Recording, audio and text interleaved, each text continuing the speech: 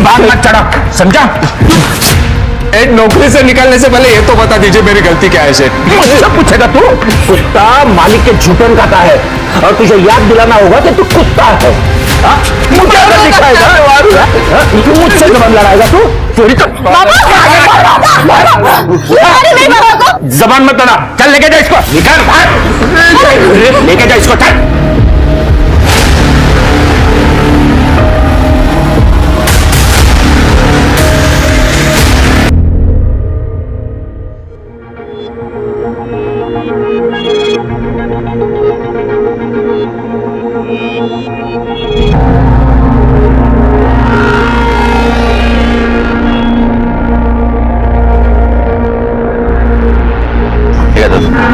ए भाऊ, अरे तुझे कितनी बार बोला, तू मेरा सिर्फ दोस्त नहीं है, तू मेरा भाई है भाई। तेरे से पैसे कैसे देगा? अरे दादा, मेरे को जब जरूरत होगी दादा तब मैं हक से मांग लूंगा ना आपसे। यार रखो। बाबा कीर्ति, अरे वाह वाह वाह, सरिता, ए वैशाली देख कीर्ति आई है। दीदी, बाबा मैं फर्स्ट आई हूँ। अरे जिंदा रह,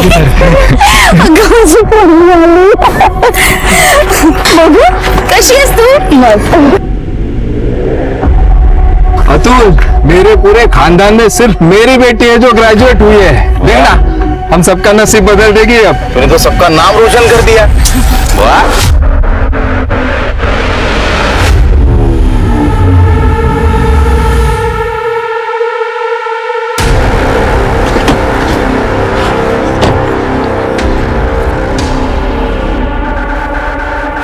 विनोद, इधर आ।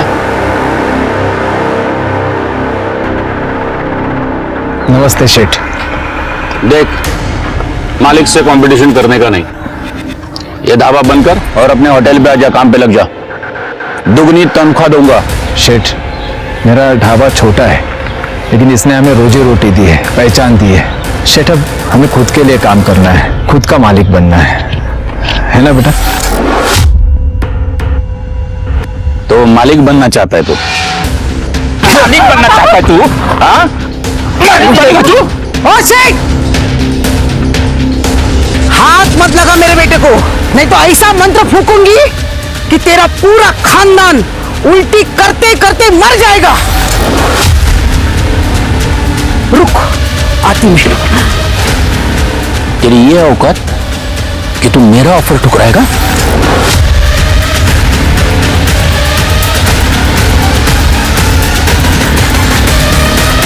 पापा, अभी ऐसे चलते हैं।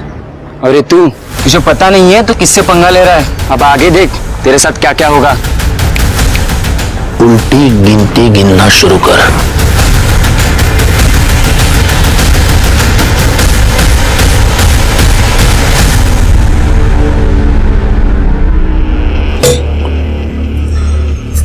आज जो हुआ वो अच्छा नहीं हुआ। आई का झाड़ फूक जादू टोना करना मुझे पसंद नहीं है। सरिता, तू समझाती क्यों नहीं आई को? वो कभी किसी की बात मानती है भला? कहीं झाड़ फूक करके मुझे कॉकरोच या चिपकली बना दिया तो? ना बाबा ना, मुझे तो उनसे बहुत डर लगता है। छोड़ो ना वो सब, तुम्हारा भाई है ना, आज तो खुशी का दिन है, अपने चेहरे पे खुशी रखो।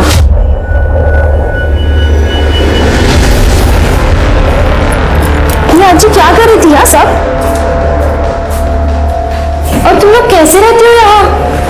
यहाँ कुछ भी नहीं है। गॉड,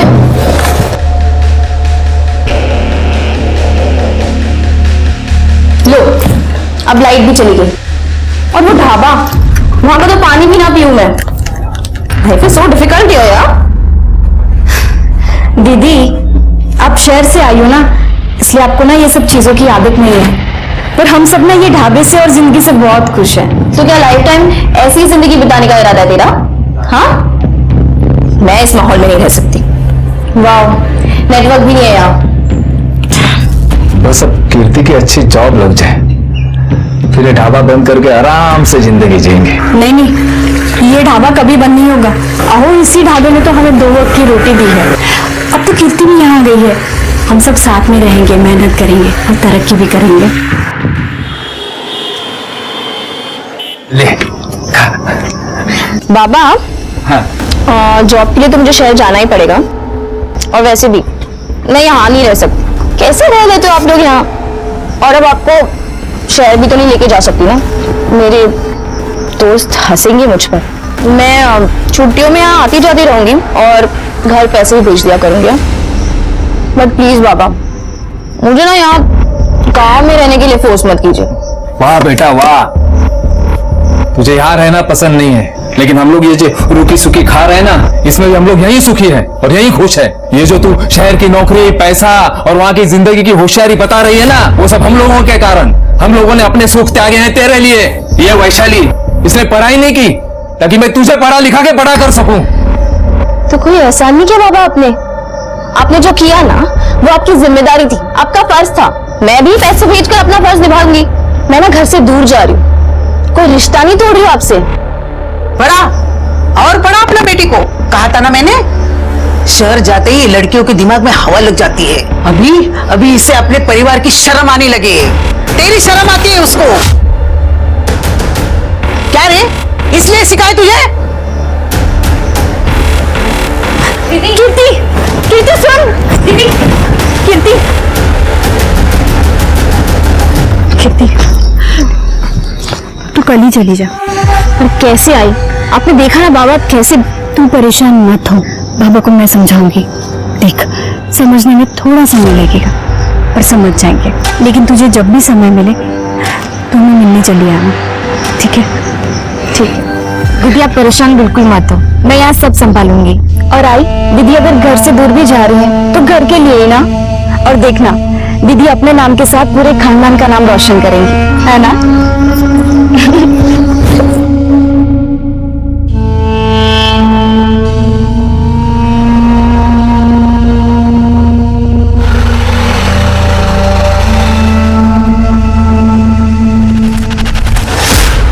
देख हर्षित, जितने पैसे तुझे देने थे ना, उससे ज्यादा दे रहा हूं मैं।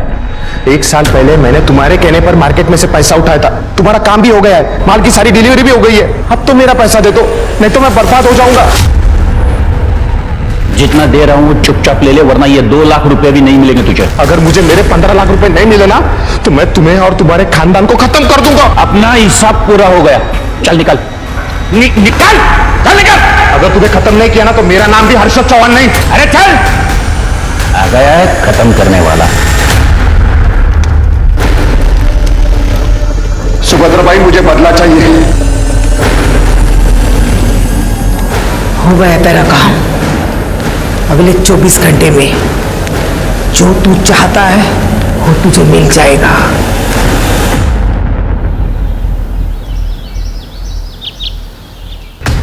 नमस्कार, मैं सोनाली कुलकर्णी आप सभी का स्वागत करती हूँ क्राइम पेट्रोल सतर्क के इस नए अध्याय में।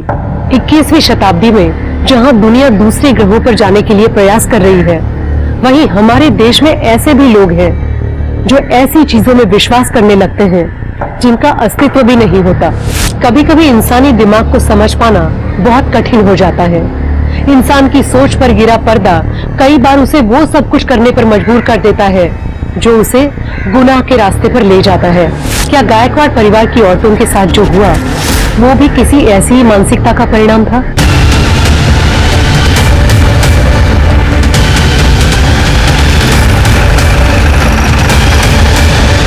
एक काम करो, दोनों लाशों को पोस्टमार्टम के लिए भेज दो और इनके परिवार वालों को खबर करो। Okay sir. और वो मेरी बहन वैशाली, वो कल से गायब है सर। गई होगी किसी दोस्त के पास? नहीं सर, हमने हर जगह पता किया था पर उसकी कोई खबर नहीं है। सर, हमें डर है कि सरिता बहनी और सुभद्रा काकी की तरह उनके भी तो कातिल का अभी तक पता नहीं चला। सर, आप कौन है? ये मेरा दोस्त है साहब, अतुल। देखो, छानबीन चल रही है, जैसे ही कुछ पता चलेगा हम जरूर बताएंगे। सर हमें पता है ये किसने किया। सर, वो सुनील नाइक है ना, ये उसी का काम है सर। होटल 3 स्टार का मालिक सर, उसने हमें एक बार धमकी भी दी थी। सर, आप उसे अरेस्ट कर लीजिए प्लीज। अरे ऐसे ही किसी को अरेस्ट नहीं कर सकते हम, सबूत चाहिए उसके लिए। आप लोग फिलहाल घर चले जाइए, जैसे ही कुछ पता चलेगा हम खबर कर देंगे। हाँ, और क्या है तुम्हारी बहन का नाम? वैशाली। रिका में तिचा फोटो घेऊन ठेवा. हाँ, और उसका कांटेक्ट नंबर इनके पास दे दीजिए.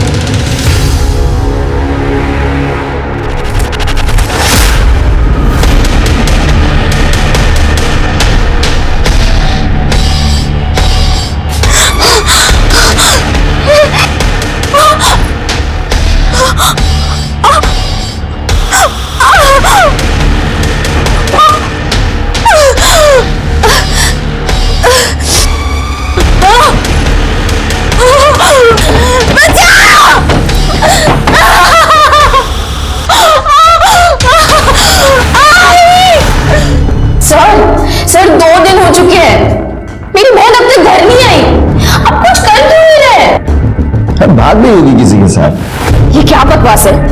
आप अपना काम तो कर नहीं रहे, फालतू की बकवास किए जा रहे हैं. एक पुलिस इंस्पेक्टर से बात कर रही है, जुबान को कंट्रोल में रखिए. सर आप उस सुनील नाइक को अरेस्ट क्यों नहीं कर रहे? सबूत है नहीं है ना? निकलो ऐसे, चलो. और भी केस सॉल्व करने. ओ काढ़ा ना, बाहर काढ़ा, चलो. जाते कहाँ से?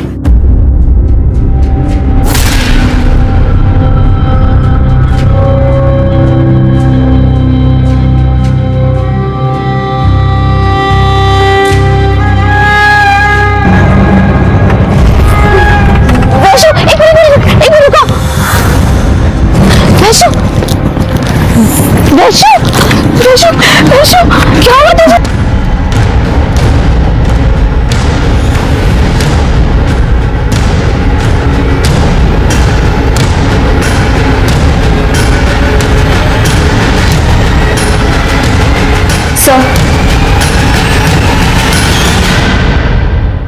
सर रेप हुआ उसका.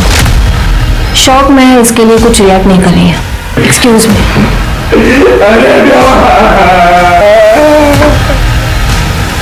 साहब अब तो पकड़ लो उन लोगों को साहब. मेरी तकरार लिख लो साहब. अरे फिर कंप्लेंट दर्ज होगी. अब आपकी बेटी कुछ बोल भी नहीं रही है, वो कुछ बोली तो केस दर्ज होगा ना. बोलेगी? अरे कैसे बोलेगी वो? जुबान काट दी उसकी. प्लीज अभी तो आप कुछ कीजिए. देखिए मैडम, इन्वेस्टिगेशन कैसे करनी है और कैसे नहीं आप हमें मत सिखाइए. अरे सर आप हमारी बात क्यों नहीं? सर अब मैं हार नहीं मानूंगी बाबा. ऊपर तक जाऊंगी मैं. वैशाली को इंसाफ दिला कर लाऊंगी, चाहे जो हो जाए.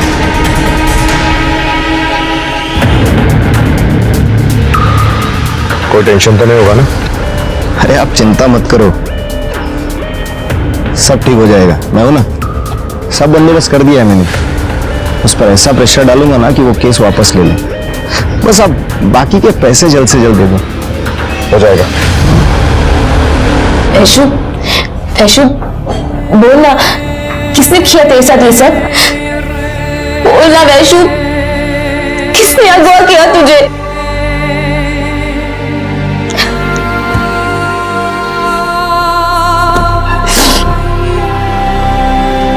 कीर्ति.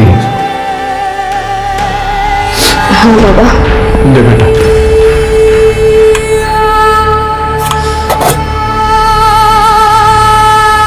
ये क्या है बाबा? ये अपना महीने भर का मुनाफा है, बैंक में जमा कर देना. हाँ? और बाबा मेरे पैसे? हाँ मुझे पता था तू पूछेगी. तेरे पैसे पहले ही निकाल के रखा हूं. ये ले. वो क्या है? अरे दिखा तो. इसमें क्यों? ये ना मैंने कीर्ति दीदी के शादी के लिए पैसे जोड़े हैं. और तेरी शादी के लिए पैसे कहां से आएंगे? कीर्ति दीदी की शादी हो जाएगी ना, तो मेरी शादी की जिम्मेदारी उनकी. और मुझे पता है दीदी ना मेरी शादी बड़ी धूमधाम से करेंगे.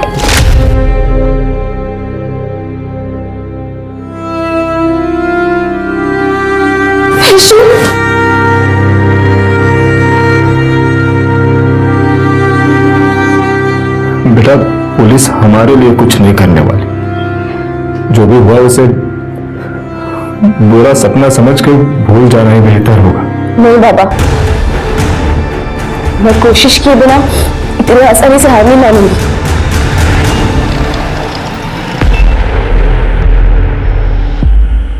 Hello sir. हेलो. बैठिए. सर आपने हमारे आर्ट्स एंड क्राफ्ट कॉलेज में एक बार वुमेन सेफ्टी के बारे में लेक्चर दिया था। वही की स्टूडेंट हूँ, Kirti Gaikwad. Oh yes yes yes, बोलिए।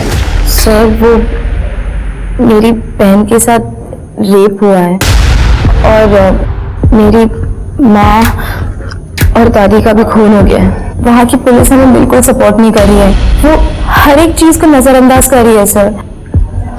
कीर्ति, मैं समझ सकता हूँ तुम्हारे साथ बहुत बुरा हुआ है, लेकिन कीर्ति ये केस तो हमारे ज्यूरिसडिक्शन में नहीं आता और हमें अपने दायरे में रह के काम करना पड़ता है। सर पर उस दिन आपने कहा था कि सिर्फ अपने परिवार के नहीं बल्कि अपने देश के बारे में सोचो। ये देश भी तो हमारा परिवार है और क्या अपने परिवार की मदद करने के लिए भी आप दायरा सोचोगे?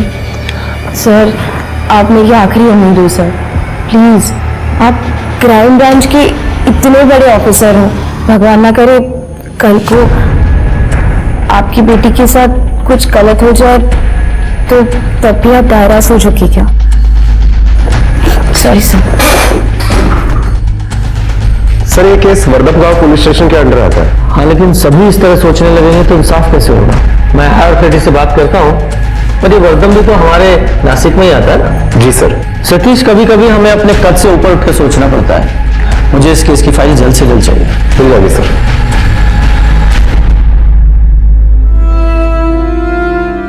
चल मुखो थोड़ी सी कैसे? आराम से। कोई बात नहीं। विनोद, ढाबा फिर से चालू कर ली। काय करूं ढाबा शुरू करूं आता, किसके लिए कमाऊंगा? ये दिनकर की पगार है, घर का खर्चा है, वैशाली के इलाज का खर्चा है, ये सब तो देखना पड़ेगा नहीं यार।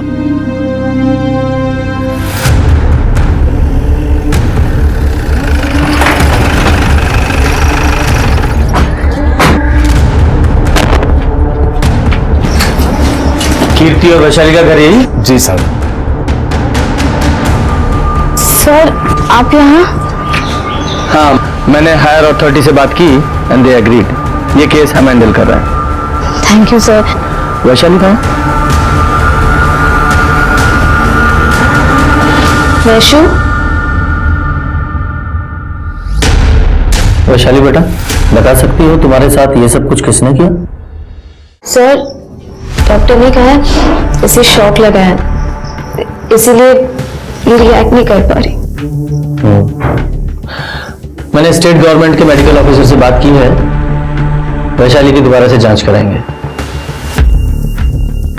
कीर्ति, तुम्हें किसी पर शक है? शक नहीं सर, मुझे यकीन है कि ये काम उस सुनील नाइक का ही है। सुनील नाइक के बाबा जयदेव नाइक और मेरी दादी का नाजायज संबंध था। दादी की मदद से ही वो अपने सारे कामों को अंजाम देते थे। इनफैक्ट दादी के कहने पर ही उन्होंने बाबा को जॉब भी दिलाई दी। पर एक दिन अचानक नौकरी से निकालने से पहले ये तो बता दीजिए मेरी गलती क्या है इसे? मुझसे पूछेगा तू? कुत्ता मालिक के झूठन खाता है और तुझे याद दिलाना होगा कि तू कुत्ता है। जबान मत लड़ा, चल लेके जा इसको, निकाल। बाबा कल मेरा एग्जाम है और उस मकान मालिक ने हमें घर से निकाल दिया। वक्त पर भाड़ा क्यों नहीं देते हो आप? वाटोळ होईल त्या सुनीलचं। नाश होएगा उसका। बाबा कोई आपको काम से निकाल सकता है लेकिन आपका हुनर नहीं छीन सकता। हम अपना ढाबा शुरू करेंगे, कुछ भी हो जाए लेकिन कीर्ति दीदी की पढ़ाई नहीं रुकनी चाहिए। उसके बाद बाबा ने ये ढाबा शुरू किया। ढाबा अच्छा चलने लगा, पर ये बात सुनील नायक को बर्दाश्त नहीं हुई। उन्होंने हमें फिर से धमकी दी थी। मालिक से कंपटीशन करने का नहीं, ये ढाबा बंद कर और अपने होटल पे आजा, काम पे लग जा। सेटअप हमें खुद के लिए काम करना है, खुद का मालिक बनना है। मालिक बनना चाहता है तू? तेरी ये औकात कि तू मेरा ऑफर ठुकराएगा? तुझे पता नहीं है तो किससे पंगा ले रहा है। अब आगे देख तेरे साथ क्या क्या होगा।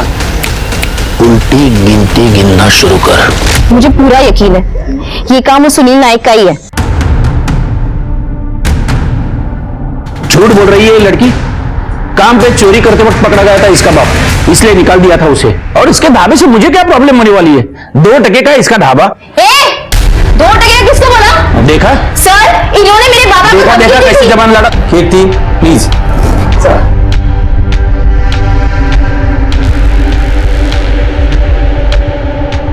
ये बताइए, सुभद्रा और आपके पिता जयदेव जी, उनके बीच क्या रिश्ता था? देखिए, मेरे बाबा नहीं रहे, उन पे कीचड़ उछाल रही है लड़की, झूठ पे झूठ बोली जा रही है। 24 तारीख को आप कहाँ थे? मैं फार्म हाउस पे था। और इस बात की कंफर्मेशन के लिए क्या आप हमें वहाँ की सीसीटीवी फुटेज प्रोवाइड करा सकते हैं? इंस्पेक्टर साहब, फार्म हाउस पे कौन सीसीटीवी लगाता है? आप बता सकती हैं कि 24 तारीख को आपके पति क्या सचमुच में अपने फार्म हाउस पे थे? हमारे घर की औरतें सिर्फ चौके चूल्हे के सवालों का जवाब जानती है। आप यहां क्यों बैठी हो? चले जाइए।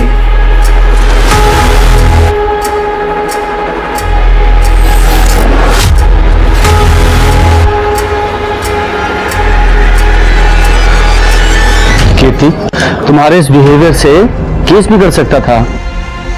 Sorry sir. It's okay. देखो Kirti, throughout the case we need your cooperation, तो बी पेशेंट। ठीक।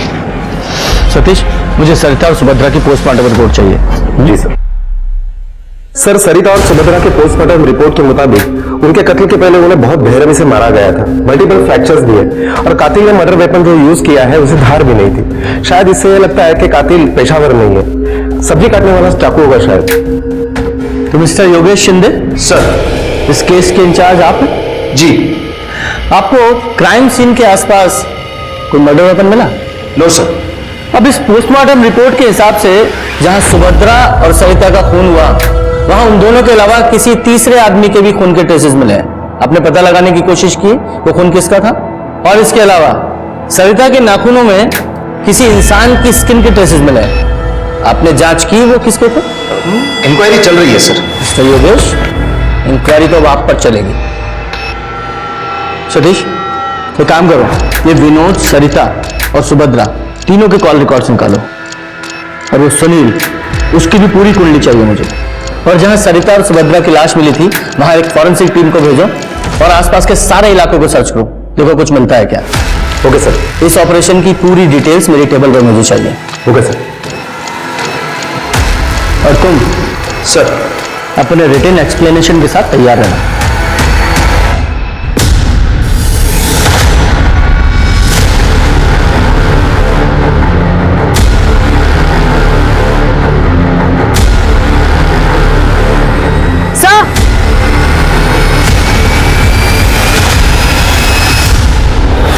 ये चाकू हमें क्राइम सीन पर मिला है, क्राइम स्पॉट से सिर्फ 50 फीट की दूरी पर। इसका मतलब जानते हो कि तुमने क्राइम सीन को अच्छे से सर्च नहीं किया या फिर जानबूझकर अवॉइड किया। हाँ? सब विनोद के ढाबे पे काम करने वाला दिनकर आया है। बुलाओ। सब विनोद दादा जैसे ही घर के बाहर चले जाते थे तब एक कार आती थी और सरिता जी उसमें बैठ के चली जाती थी। सरिता को लेने कौन आता था वो तो नहीं पता साहब, क्योंकि मैंने उस आदमी का चेहरा कभी देखा नहीं। ठीक है, तुम जाओ। हाँ सर। सर, वैशाली की मेडिकल रिपोर्ट आई है। सर, वैशाली की मेडिकल रिपोर्ट्स के हिसाब से उसके कान में कोई गर्म चीज डाली गई थी, जिसकी वजह से उसके कान के पर्दे फट गए थे।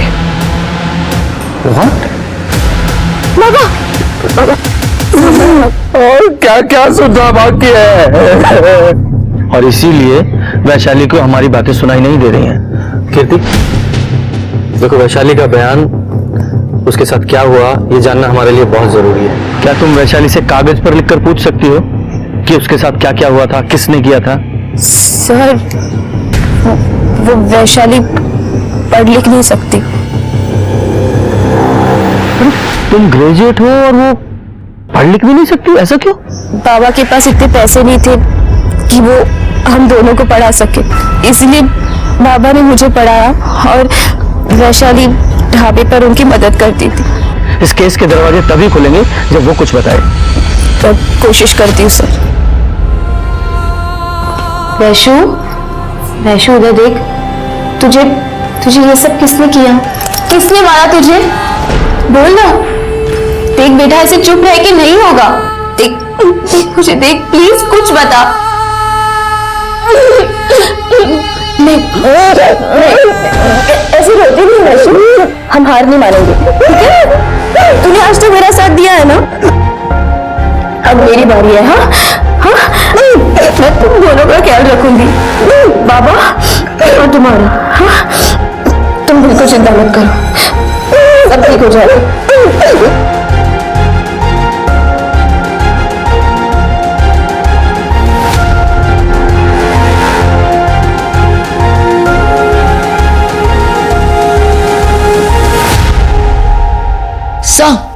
सर सुनील की कुंडली निकाली है सर। मार्केट में कोई अच्छी रेपुटेशन नहीं है उसकी, काफी लोगों के पैसे डुबाए हैं उसने।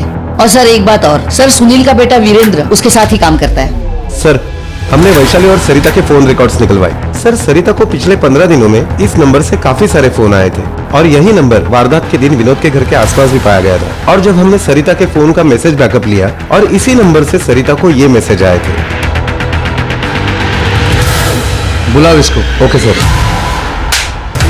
बोल सच क्या है, बता। बताता हूँ सर। मैं सरिता को बहुत पसंद करता था।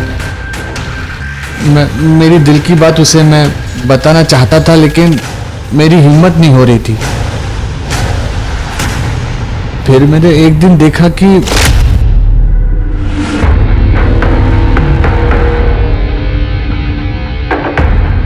ज्यादा सती सावित्री बंद बंद।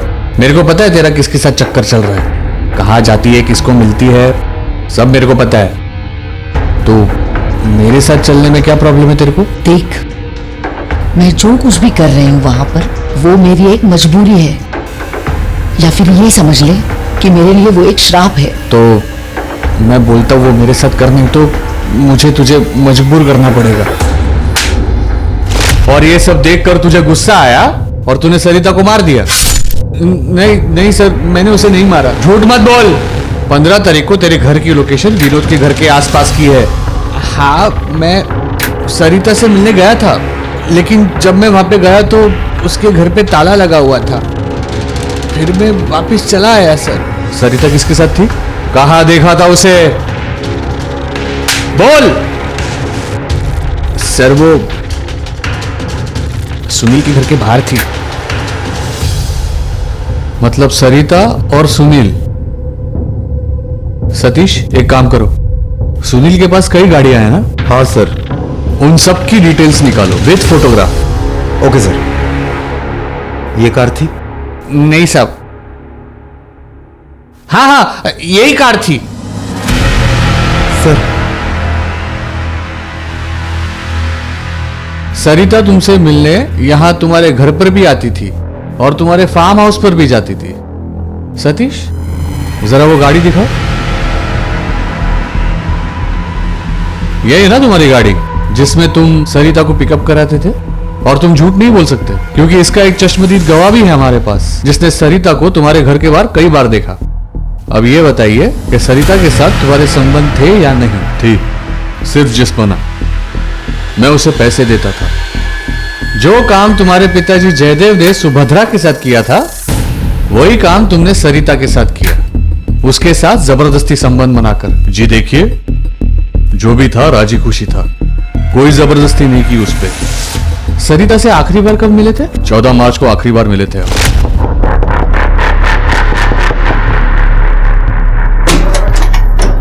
सरिता कुठे आहे शेठ? लाज नाही वाटली तुला? ए विनोद, तू मुझसे कभी जीत नहीं सकता, अपनी पत्नी को नहीं संभाल सकता है। लेकिन एक बात है, तेरी बीवी है बड़ी कमाल की। शेठ, ये गुस्ताखी फिर से मत करना, नहीं तो तेरे पूरे खानदान को भुगतना पड़ेगा, समझा? चल निकल। खून करने की वजह तो तुम्हारे पास भी थी। देखिए, मैंने कोई खून नहीं किया। और हाँ, अगली बार आओगे तो सोच समझ के आना, नहीं तो जबरन मुझे ऊपर बात करनी होगी।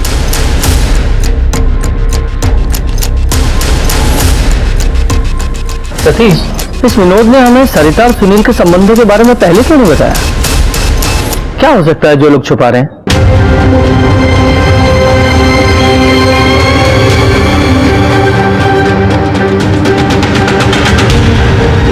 देख वैशु, यहाँ देख, इसने तो ये सब कुछ गलत किया क्या?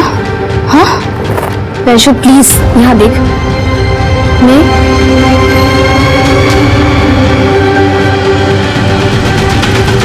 ये देख, इसने किया क्या कुछ? देख, दिनकर, दिनकर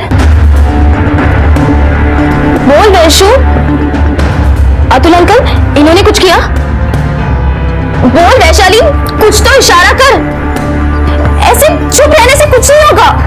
देख, तुझे मेरी मदद करनी होगी वैशु। यहाँ देख, तुझे इशारा करना होगा, तुझे बोलना होगा, चीखना होगा, चिल्लाना होगा। हमें जीतना होगा वैशु, हमें जीतना होगा।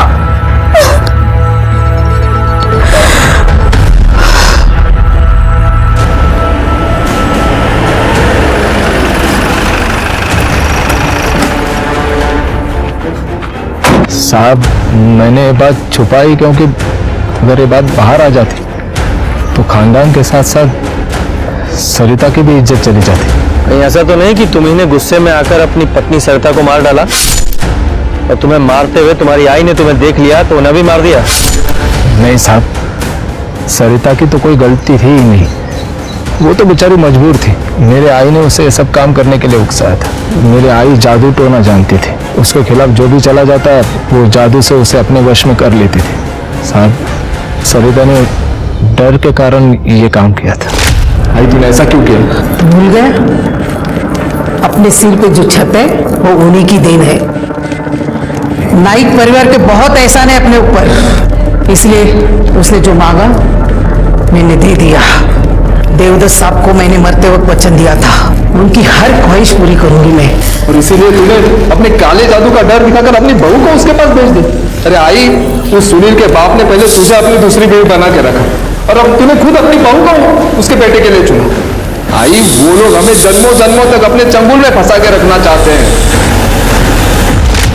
वारदात वाले दिन तुम जिस दुकान से सामान लेने गए थे उसका एड्रेस दो। हाँ सर। सतीश,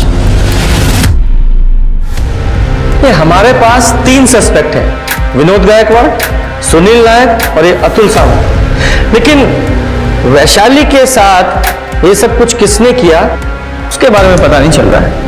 सर, ऐसा भी तो हो सकता है कि सुभद्रा और सरिता इन दोनों का कत्ल किसी और ने किया हो और वैशाली के साथ जबरदस्ती किसी और ने।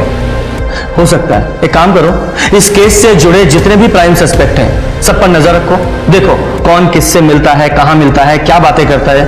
और ये विनोद, ये वारदात वाले दिन ये मुंबई सामान खरीदने गया था ना? Yes sir. जरा पता लगाओ ये सच बोल रहा है झूठ। Okay sir. कुछ तो है जो हमसे छूट रहा है।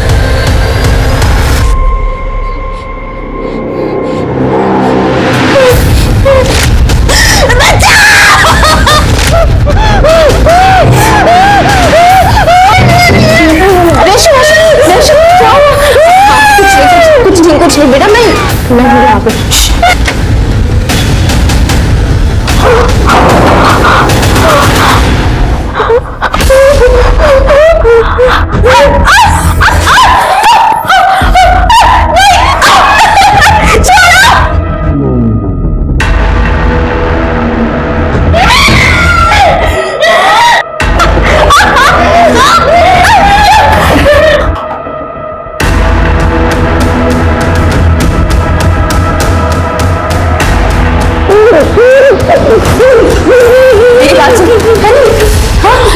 ये मैं दिनकर है, दिनकर देख।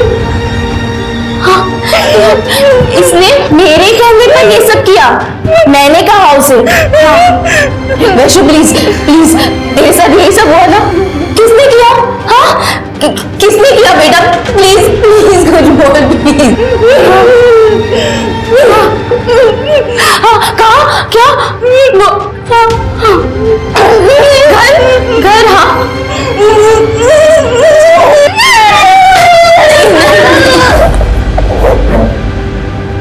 पुलिस अभी तक कातिल तक नहीं पहुंच पाई थी। हर मुमकिन कोशिश फेल होती नजर आ रही थी। गायकवाड़ परिवार के एक से एक नए खुलासों ने पुलिस को भी हैरान कर दिया था। पुलिस ये समझ रही थी कि ये केस जितना सीधा दिख रहा है उतना है नहीं, बहुत कुछ ऐसा है जो सतह पर नहीं है, और इसलिए पुलिस ने तय किया कि वो इस केस को शुरू से शुरू करेगी, बारीकी से जांच करेगी, और इसकी शुरुआत उन्होंने वैशाली के घर की तलाशी से की।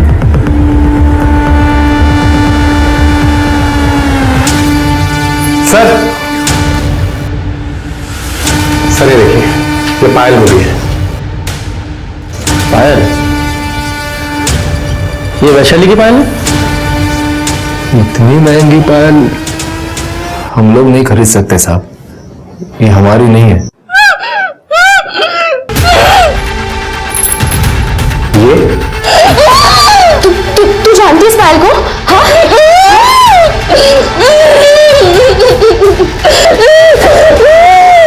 सतीश, एक काम करो, पता लगाओ ये पायल कहाँ बनी है और किसने बनवाई है। हो सकता है हमारी इन्वेस्टिगेशन को सही दिशा दिखाए। Yes sir. सर, वो पायल सुनील नायक के बेटे वीरेंद्र नायक ने 2 महीने पहले खरीदी थी। इसका मतलब वैशाली के साथ हैवानियत करने वाला ये वीरेंद्र है। जी सर। लेकिन इस पायल के आधार पर इसे अरेस्ट नहीं कर सकते, इसके खिलाफ कोई पक्का सबूत चाहिए। एक काम करो,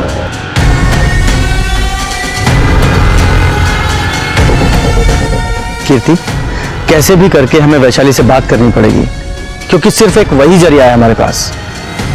लेकिन कैसे सर?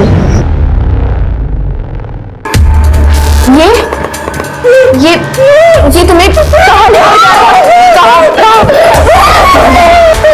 एक मिनट। जंगल? नहीं, हाँ, नहीं, एक मिनट, हाँ।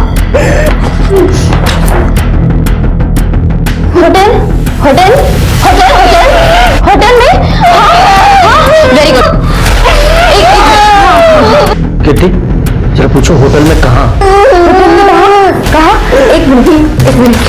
होटल में निकल गया था? नहीं। Store room? सतीश, ये होटल 3 स्टार की तलाशी लेनी होगी। जरूर उसमें कोई ऐसी जगह है जो लोगों की नजरों में नहीं है। ओके सर, चलो।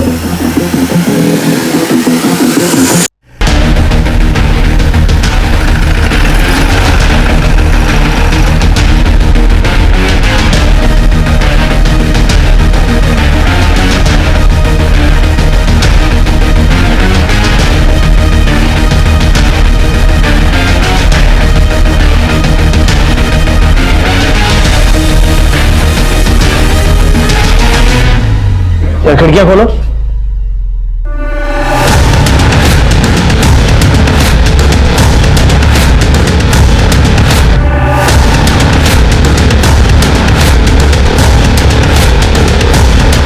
सर,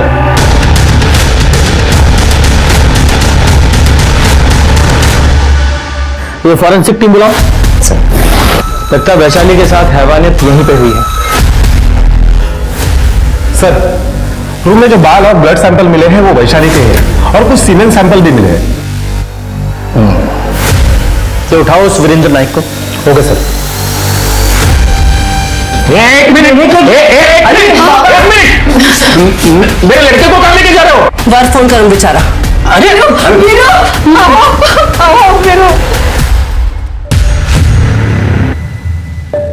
हर्ष, सर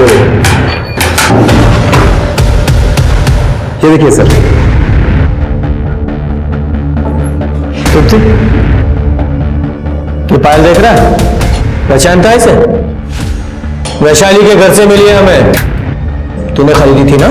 और वैशाली के नाखूनों में स्किन के ट्रेसेस जो मिले हैं वो तुझसे मैच करते हैं, और जहां तूने वैशाली का रेप किया था वहां से भी तेरे सीमेंट के ट्रेसेस मिले हैं। पुलिस की ना तू सह नहीं पाएगा, इसलिए सच बता। बताता हूँ सर, बताता हूँ। वैशाली, तुम्हारी दादी मेरे दादा की बिन ब्याही दूसरी औरत थी, और तुम्हारी माँ मेरी बाप की दूसरी औरत थी। फिर भी मैं तुम्हें इज्जत दे रहा हूँ। ये देखो, मैं तुम्हारे लिए पायल लाया हूँ। अब खुशी खुशी मान जाओ, वरना तुम भी वही बनोगी जो तुम्हारी माँ मेरे बाप की है, बिन ब्याही गुलाम। मर जाऊंगी लेकिन तेरी गुलाम कभी नहीं बनूंगी। और तू भी ना तेरे बाप जैसा ही है, कमीना।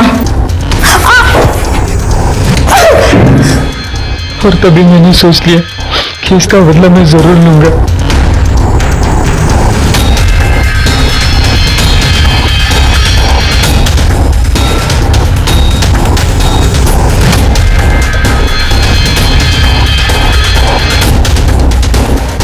सर, सुनील नायक के 3 स्टार होटल का सीसीटीवी फुटेज आ गया है। लगा? सर ये देखिए, जिस दिन वारदात हुई उसके 2 दिन पहले सुनील नायक का इस आदमी हर्षद चौहान के साथ पैसों के लेनदेन की वजह से बहुत बड़ा झगड़ा हुआ था। लगभग 15 लाख का लेनदेन का मामला था। सर, इस हर्षद चौहान का मोबाइल लोकेशन वारदात के दिन सुनील नायक के घर के आसपास और जहां सुभद्रा और सरिता की लाशें मिली थी वहां पर पाया गया। ये हर्षद करता क्या? Sir, food and raw material का सप्लायर है। नासिक के छोटे बड़े होटल्स में मटेरियल सप्लाई करता है। उठाओ इसे। जी सर।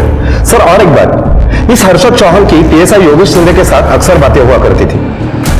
पहले इस योगेश शिंदे को बुलाओ। हर्षद चौहान को जानते हो? नहीं सर। तो फिर पिछले 15 दिनों में उसे 10 बार कॉल क्यों किया था तुमने? सर, मैं क्या मैं लगा रखी है? सीधे सीधे जवाब दो। तुम्हारे जैसे चंद निकम्मे पुलिस ऑफिसर्स की वजह से पूरा पुलिस डिपार्टमेंट बदनाम होता है। हायर अथॉरिटी से बात करके तुम्हारे खिलाफ ऐसी कार्रवाई करवाऊंगा, जिंदगी भर याद रखोगे तुम। You may go now. Sir. और ये हर्षद को उठाओ। Yes sir. सतीश,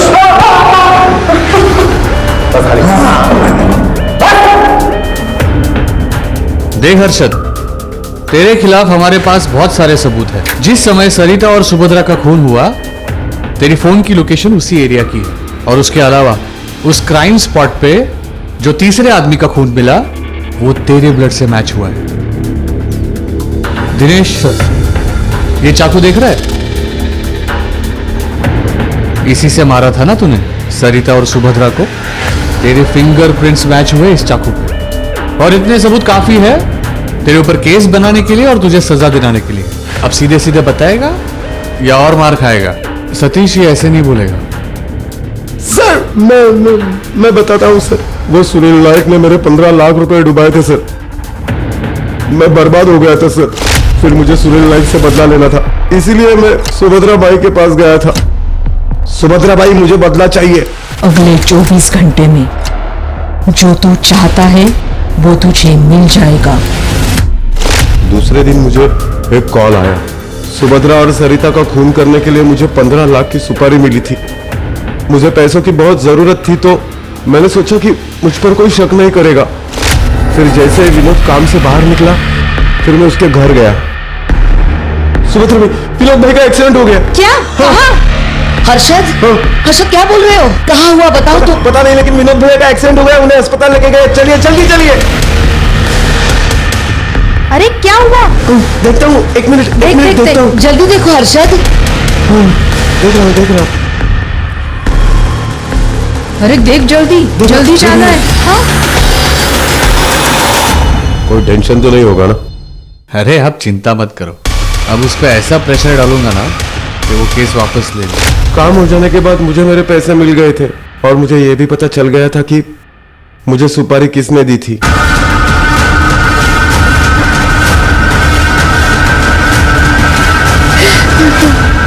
थक गई थी मैं इन नाजायज संबंधों के झमेलने से। उस सरिता के साथ उनके ताल्लुकात थे। एक दिन मैंने अपने ही घर में, अपने ही बेडरूम में उनको, उस सरिता की वजह से पिछले 10 साल से इन्होंने मुझे छुआ तक नहीं था। और इन सब के पीछे वो सुभद्रा थी। सुभद्रा ने सरिता को इनके साथ संबंध बनाने के लिए मजबूर किया था साहब। मैं उन दोनों को हमेशा के लिए अपनी जिंदगी से हटाना चाहती।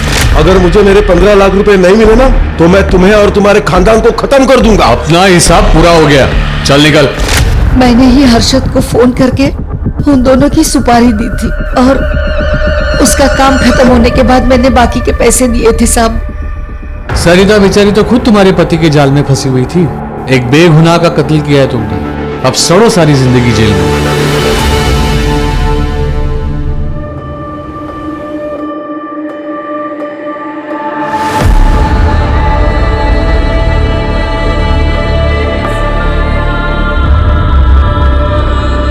बेटा ये छोड़, बेटा तुम्हें इसलिए नहीं पढ़ाया कि तू ये सब काम कर।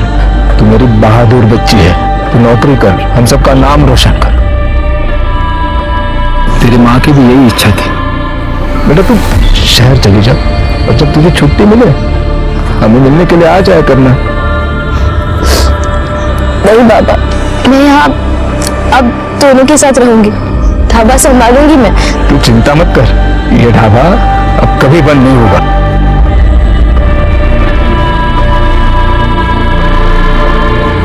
वीरेंद्र को वैशाली के रेप के जुर्म में, नम्रता और हर्षद को सुभद्रा और सरिता के कत्ल के जुर्म में सजा मिली। हर इंसान को आगे बढ़ने का हक है, पर ऐसे महज कितने लोग हैं जो दूसरों को आगे बढ़ते हुए देखकर खुश होते हैं। जरूरी नहीं जो हमारे बड़े बूढ़ों ने किया उसी को परंपरा बनाकर उसे फॉलो किया जाए। कई बार हमारे बड़े बुजुर्गों से भी गलतियां होती हैं, इसलिए जरूरी है कि सही और गलत का भेद समझें, अपने आप को अंधश्रद्धा से दूर रखें, क्योंकि ये एक ऐसी बीमारी है जो अपनी जड़ में जुर्म को पनपने देती है और फिर रिश्ते, परिवार और लोगों की जिंदगियां तबाह कर देती है। इसी के साथ मैं सोनाली कुलकर्णी आपसे विदा लेती हूँ। कल फिर मिलेंगे क्राइम पेट्रोल सतर्क में एक ऐसे ही हैरान कर देने वाले केस के साथ। तब तक अपना और अपने परिवार का ख्याल रखिए, मास्क पहनिए, सैनिटाइजर का इस्तेमाल कीजिए और उचित दूरी बनाए रखिए। देखते रहिए क्राइम पेट्रोल सतर्क। जय हिंद। नमस्कार, मैं सोनाली कुलकर्णी क्राइम पेट्रोल सतर्क में आपका स्वागत करती हूँ। जीवन अनिश्चितताओं का खेल है, यहाँ सब कुछ अनसर्टन है। जो जैसा दिखता है वैसा होता नहीं, सवाल ही सवाल होते हैं, लेकिन हर सवाल का जवाब नहीं मिलता। ये केस एक ऐसी ही विचित्र पहेली है, दो जीते जागते इंसान, जिसमें एक की मौत पहेली बन गई और एक का जीवन पहेली बन गया। ये ऐसे रेयर केसेस में से एक है जिसको पुलिस फोर्स ज्वाइन करने वाले स्टूडेंट्स को एक चैप्टर की तरह पढ़ाया जाए तो अतिशयोक्ति नहीं होगी। दिमाग को खोल के रख देने वाला बेहद ही विचित्र केस है ये। तुम समझते क्या हो अपने आप को? मेरी लाइफ से सब एक एक करके चले गए, अकेली हो गई थी मैं, मेरा सब कुछ खत्म हो गया था। लेकिन मेरे भैया जिंदा हो सकते थे। तुम्हारी वजह से वो मर गए। एक दिन तुम्हें बाहर लगेगी उस वक्त मैं डर गया था, सच में डर गया था। वैसे इस तरह किसी की बदुआ देने में मैं ज्यादा यकीन नहीं रखता, और उस लड़की की चीखों पुकार सुनकर जहन में डर बैठ गया कि कहीं उस लड़की की बददुआ मुझे सच में तो नहीं लग जाएगी। यह ख्याल मेरे जहन में क्यों आ रहा था? क्या मैंने अपना फर्ज सही तरीके से नहीं निभाया था? क्या इस केस में मैंने कुछ गलतियां की थी? अगर नहीं तो यह केस मेरे जहन से उतर क्यों नहीं रहा था? वो लड़की बार बार मेरे जहन में क्यों घूमती रहती है? इस केस की तह में कुछ ऐसे खौफनाक राज थे जिन्हें सुनकर किसी की भी रूह कांप सकती है।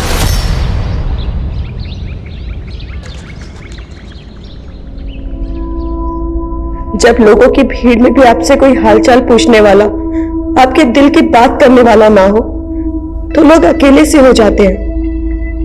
पर मैं अकेली होकर भी अकेली नहीं थी। कोई तो है मेरा, पर कहां? शायद आज वो मुझे मिल जाए। श्रेया, ओह गॉड श्रेया, कितने सालों के बाद देखा तुझे। कैसी है यार तू? आप कौन? मजाक मत करो, मैं क्या थी तुम्हारी स्कूल में, भारती स्कूल, और मैंने तो सुना है तू भारती स्कूल में टीचर बन गई। मैं टीचर नहीं हूँ, आई थिंक आपको कोई गलत फहमी हुई है। श्रेया देख, तू ऐसे इग्नोर नहीं कर सकती मुझे। मैंने कहा ना आपको, मैं नहीं जानती।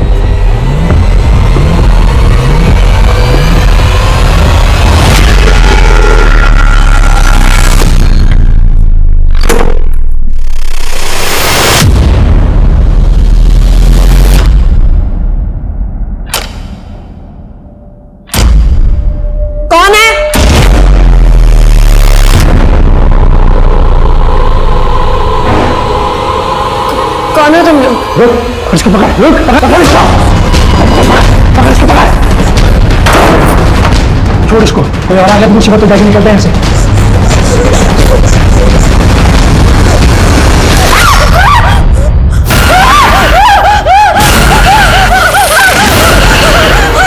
बता आखिर कब उस मुर्दे के दर्शन करवाओगी? मैंने कोशिश की थी, लेकिन मैं क्या करूं, मैं हार गई। हारना नहीं है, हारना नहीं है, तुम्हें मुझे उस मुर्दे को सौंपना है, वो भी जल्द से जल्द।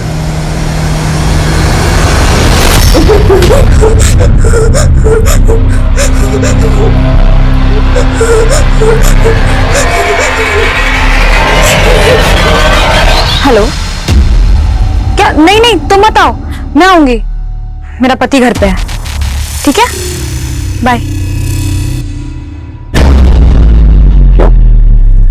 फिर अपने एक्स के पास जा रही हो? मैं अपने एक्स के पास जाऊं या वाई के पास, तुम मुझे नहीं रोक सकते। रोक सकता हूँ, पति हूँ तुम्हारा मैं। मैंने ना तुम्हें अपनी जिंदगी में जगह दी है और ना ही अपने बिस्तर में। मेरी दौलत के लिए शादी किया ना मुझसे? तो डाइवोर्स दे दो ना, लेकिन एलिमनी मोटी देनी होगी।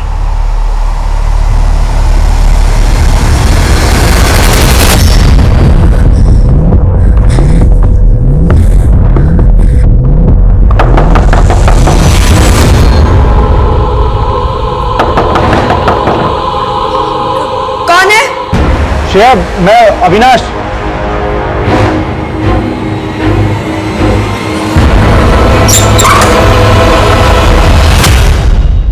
क्या हुआ श्रेया? ऐसे अचानक क्यों बुलाया? अरे क्या बात हुई? अच्छा रो मत, चलो अंदर चल के बात करते हैं। बैठ जाओ आराम से, अब पहले रोना बंद करो और मुझे बताओ क्या बात है। अविनाश, आज रास्ते में एक लड़की मिली थी, वो अजीब सी बातें कर रही थी मुझसे। उसके बाद जब मैं घर आई तो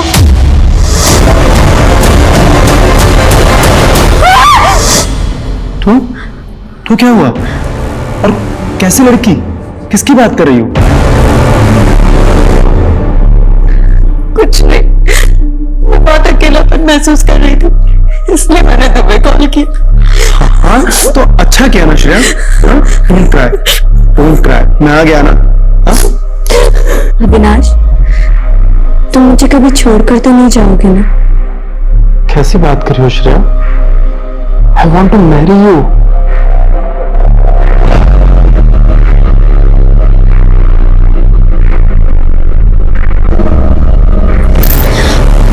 ये सब शादी की बात। श्रेया, तुम कितनी पुराने ख्यालात वाली लड़की हो, एकदम 1970s की।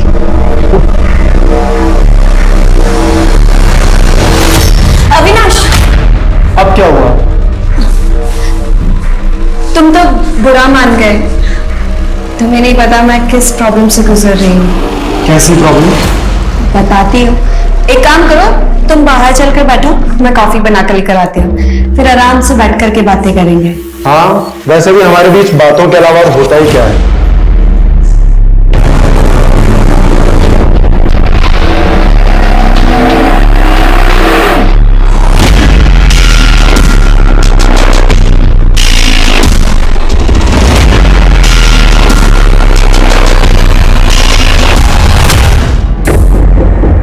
संभाल के।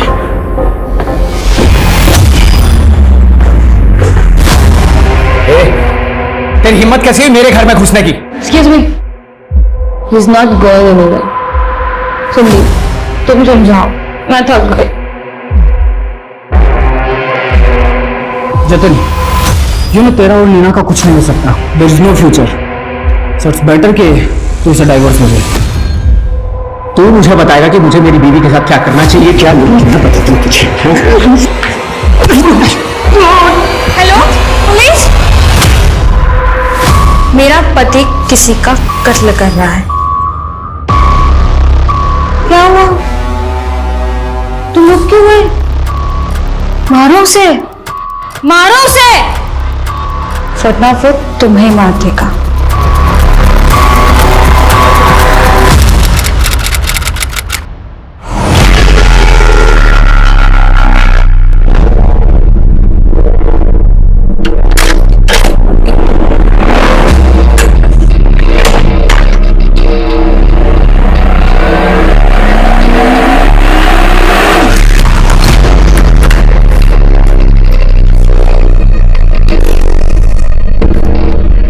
सॉरी, लेट हो गई ना, आपके लिए पिज्जा लेने लग गई थी मैं।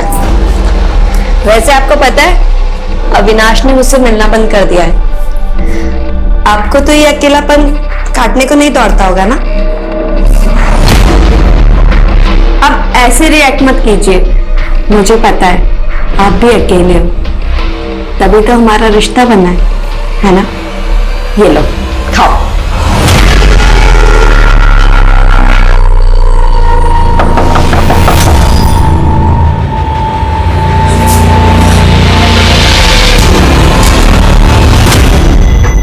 कैसी है तू बेटे?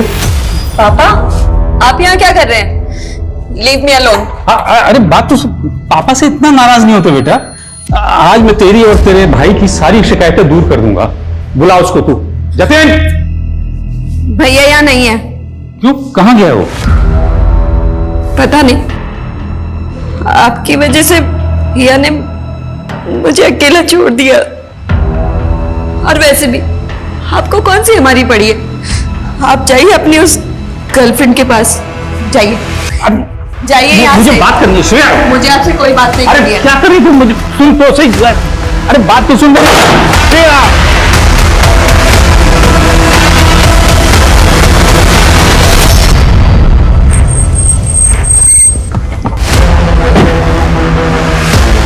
सर, ये मेरा बेटा जतिन है।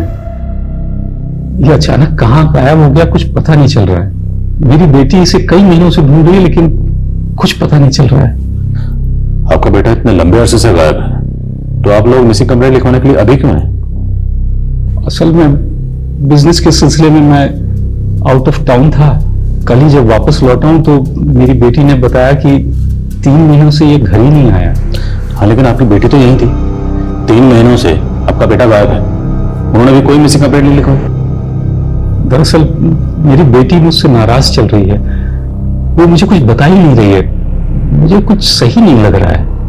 कहना क्या चाहते हैं? साफ साफ बताइए, क्या चाहते हैं? सर, मैं चाहता हूं कि आप मेरी बेटी से बात करें तो शायद वो कुछ बताए।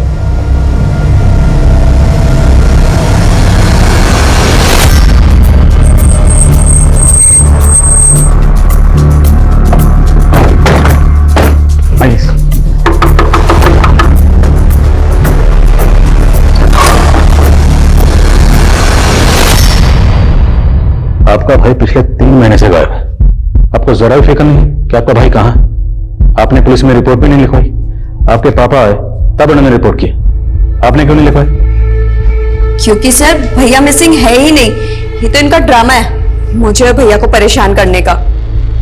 कुछ टाइम बाद भैया वापस आ जाएंगे, तब आप खुद आकर के बात कर लेना उनसे।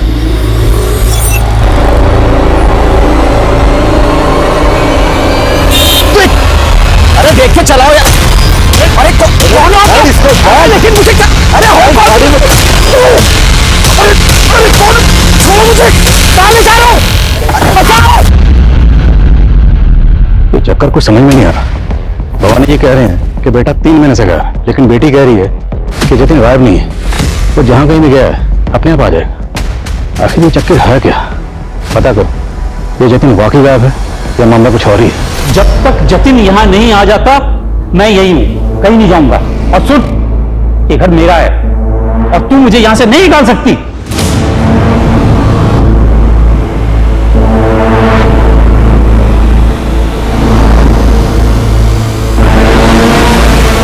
मुझे सिर्फ लाश चाहिए। तुम्हें बताओ लाश का इंतजाम हुआ या नहीं?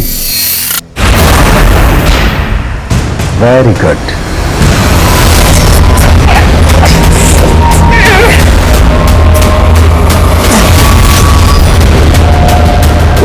क्यों पकड़ के लाया मुझे यहाँ? देखो, तुम्हें जितना पैसे चाहिए मेरे पापा तुम्हें दे देंगे। प्लीज प्लीज मुझे छोड़ दो।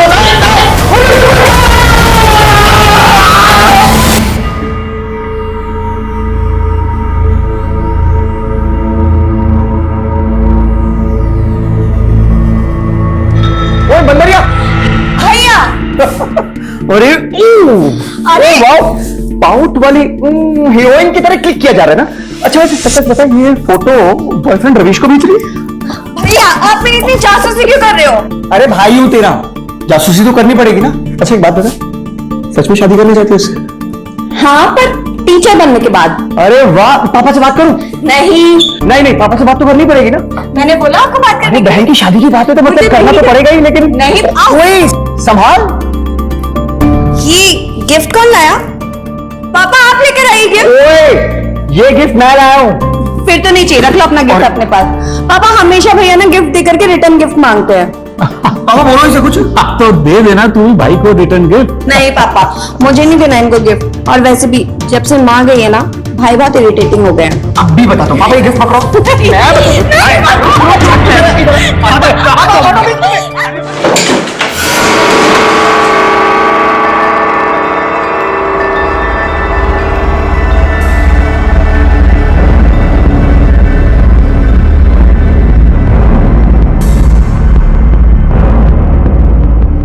जतिन, जतिन, मुझे मालूम था तू आएगा। दरवाजा खोल।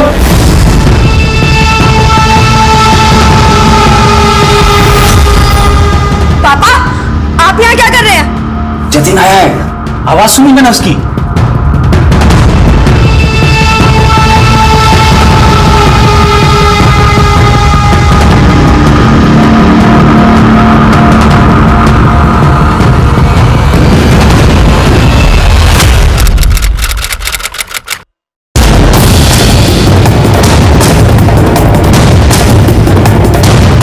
आसपास का एरिया अच्छी तरह से स्कैन करो, कोई भी छूटना नहीं चाहिए। जैन सर, सुबह एक राहगीर ने भवानी सिंह की लाश को कार में देखा था, और ये वही भवानी सिंह है जिसने 3 दिन पहले अपने बच्चे की मिसिंग कंप्लेंट लेके आई।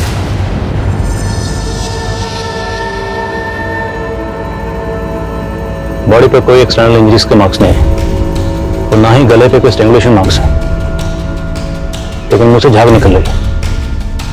शायद मौत जहर की वजह से हुई है। और बॉडी को इस कार में लाकर यहाँ सुनसान इलाके में डंप किया गया, यहाँ पर दूर दूर तक कोई सीसीटीवी नहीं। सिविल लाइन यहाँ से 16 किलोमीटर दूर होगा। जैसा यहाँ आने जाने वाले रास्तों में जितने भी सीसीटीवी है सबकी फोटो खींचवा लो। मैं इनकी बेटी शिरा से मिलता हूँ। Okay sir.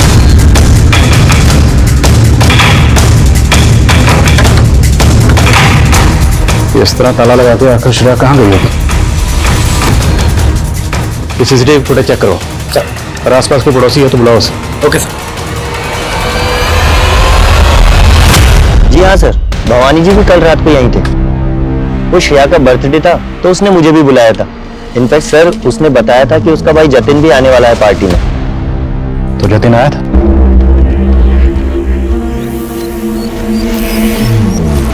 श्रेया, लगता है भैया कहीं बिजी है, इसीलिए नहीं आए। एक काम करते हैं, मैं केक कट करती हूँ। तो बर्थडे पार्टी रात को कितने बजे तक चली थी? यही कोई 10 सवा 10 बजे तक, लेकिन तब तक जतिन नहीं आया था।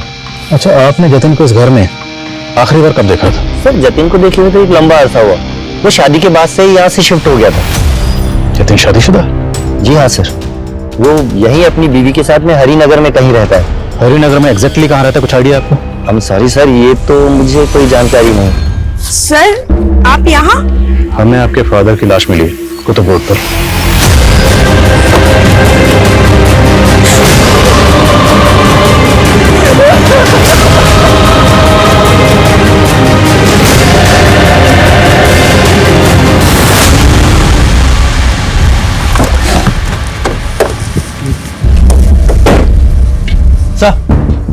सर भवानी का फोन ऑन हो गया, लेकिन पासवर्ड इंटैक्ट है। सर मैंने पासवर्ड क्रैक करने के लिए बोला। और उनके घर पे जो सीसीटीवी कैमरा उसकी फुटेज? सर वो सीसीटीवी खराब है और फुटेज का हार्ड ड्राइव भी करप्ट है। सर ऐसा लगता है जैसे वो सीसीटीवी काफी टाइम से बंद है। सर मैं हार्ड ड्राइव का डेटा रिट्रीव करवाने की कोशिश। उनका घर काफी पॉश एरिया में, उनके घर के अलावा उनके घर के आसपास और भी सीसीटीवी कैमरा होंगे, उनकी फुटेज भी खंगाल। Okay sir primary postmortem report में सामने आया कि भवानी की मौत पॉइजन की वजह से हुई है। ये देखिए सर, और लाश मिलने के तकरीबन 12 घंटे पहले उसकी मौत हो चुकी थी। 12 घंटे पहले मतलब शिरा की बर्थडे वाले रात 11 से 12 के बीच में। और पड़ोसी ने बताया था कि बर्थडे पार्टी तकरीबन रात को 10 बजे तक चली थी। और एक बात सर, भवानी की कार में जो पानी की बोतल मिली थी ये पॉइजन उसी में मिला हुआ था। कहीं ऐसा तो नहीं सर कि भवानी ने किसी हताशा में सुसाइड कर लिया? देखते हैं डिटेल पोस्टमार्टम रिपोर्ट क्या कहती है। अरे एक बात समझ में नहीं आई, भवानी ने ये क्यों बताया कि उनका बेटा जतिन शादीशुदा है? राइट सर, और श्रेया भी इस कंडीशन में नहीं है कि उससे इंक्वायरी की जाए। काफी गहरे सदमे में है। फिर भी पता करवाता हूँ कि जतिन अपनी पत्नी के साथ हरिनगर में कहाँ रहता है। और ये भी पता करो कि 1000 कहां से खरीदा गया। भवानी एक अच्छे खासे बिजनेसमैन थे जिनकी अपने बच्चों से बनती नहीं थी। बेटा जतिन गायब कहाँ है? इस जतिन को ढूंढ। मुझे लगता है जतिन इस केस का अहम किरदार है।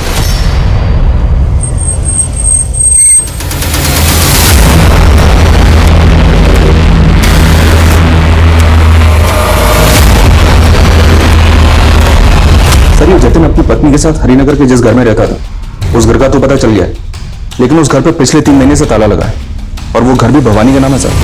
तो ये दोनों मियां बीवी हैं कहाँ? नेबर्स के साथ इंक्वायरी की तो पता चला कि ये दोनों 3 महीने पहले ही अलग हुए थे। 3 महीने?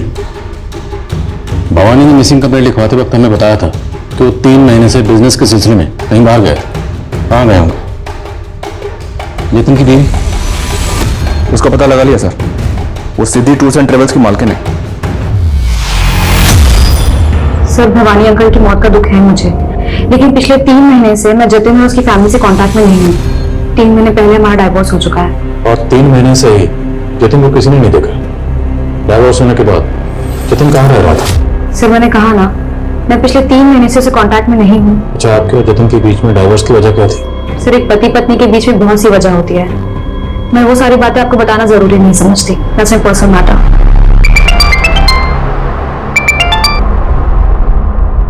विकास, सर, श्रेया के घर से थोड़ी दूर कर्नल शमशेर सिंह का घर है। सर, मैंने उनके घर की सीसीटीवी फुटेज चेक की है।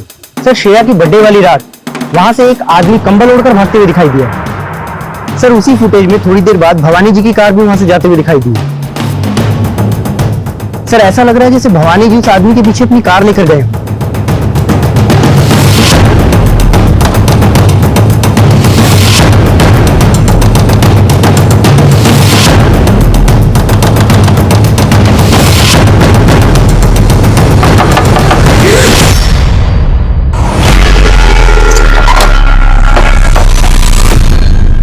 आपसे कुछ बात करनी थी। आपकी बर्थडे वाली रात ये आदमी अपनी कार में आपके घर के आसपास देखा गया। इसने अपना मुंह ढका हुआ है और कुछ देर बाद जिस डायरेक्शन में ये गया उसी डायरेक्शन में इसका पीछा करते हुए आपके फादर भी इसके पीछे गए। ये आदमी कौन है? जी, मुझे नहीं मालूम। आपके पापा उस रात कहाँ गए थे? वो मुझे बताकर नहीं गए। स्मेल किस चीज की? स्मेल किस चीज की? वो मैं पूजा कर रही थी तो अगरबत्ती की होगी। इस तरह की ना धुआं अगरबत्ती का? सर, उधर मेरा पूजा घर है। बड़ी सामने चलिए। सर, वो पूजा घर आप ऐसे एंटर नहीं कर सकते हैं। अरे हम बाहर से देख लें। नहीं, मैंने बोला ना नहीं। नहीं, अरे मैंने मना किया ना। नहीं, छोड़ो मुझे। नहीं, अरे छोड़ो। नहीं, तो बहुत दूर है सर।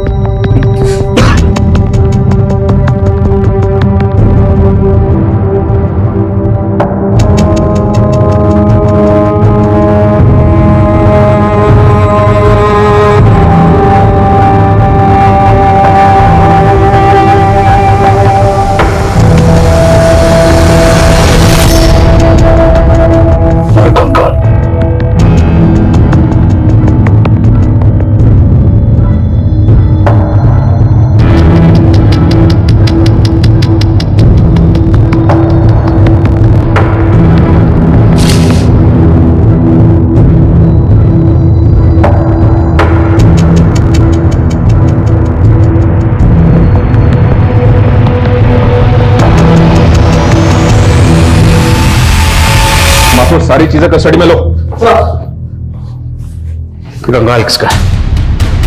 मुझे नहीं मालूम सर। कैसे नहीं मालूम? तुम्हारे घर में कंकाल पड़ा हुआ, तुम्हें नहीं मालूम किसका कंकाल है? बोलो। कहीं ऐसा तो नहीं जतिन मर चुका और तुम सबको बेवकूफ बना रही हो? वो भैया नहीं है, भैया मरे नहीं है, वो जिंदा है। वो वापस आएंगे। तो फिर ये कंकाल किसका? वो सर 3 महीने पहले।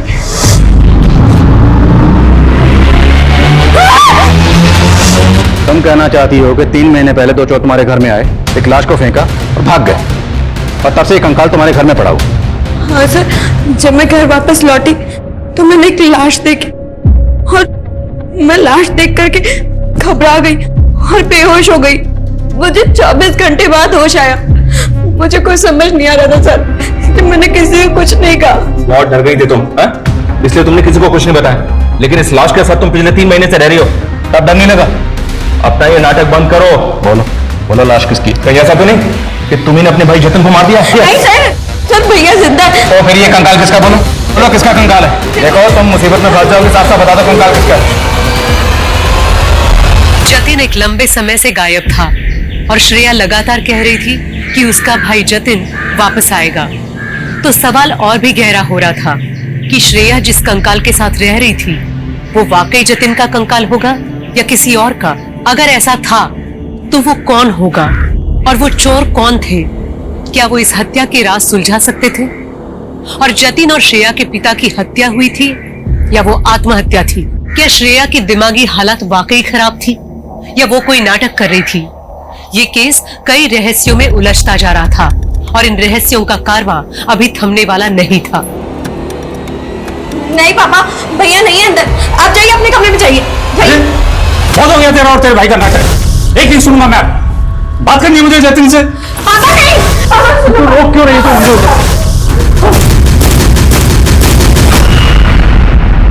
आई एम श्योर सर, ये श्रेया नाटक कर रही है और अपने नाटक में हमें उलझाने की कोशिश कर रही है। उसकी वो चोरों वाली कहानी वो पक्की झूठी है सर, क्योंकि सर वो कम्बल वाला आदमी सीसीटीवी में दिखा है। उस एरिया में इंक्वायरी की तो पता चला कि वो आदमी पहले भी 2-3 बार खुद को कम्बल से लपेटे वहां से जाते हुए दिखा है। और श्रेया तो उस आदमी को पहचानने से मना कर रही। वो तो कह रही है उस आदमी को जानती नहीं। उस घर में जो हमें डॉल मिली उसमें कुछ रिकॉर्डिंग बजती है। ये लड़की कहीं किसी जादूबादू के चक्कर में तो नहीं पड़ी हुई थी। डिटेल निकलवा इसकी। मुमकिन है ये लड़की हमसे वाकई को छुपा रही है और ये अपने पिता भवानी की मौत का राज भी जानती है। राइट सर, बस ये जतिन के गायब होने का राज समझ में नहीं आ रहा है, क्योंकि वो लगातार इस बात को बोल रही है तो स्केलेटन जतिन का नहीं है। एक काम करो, उस कंकाल का डीएनए भवानी के डीएनए से मैच करवा के देखो, कंफर्म हो जाएगा कि जतिन वाकई कहीं गायब है या वो कंकाल जतिन का है।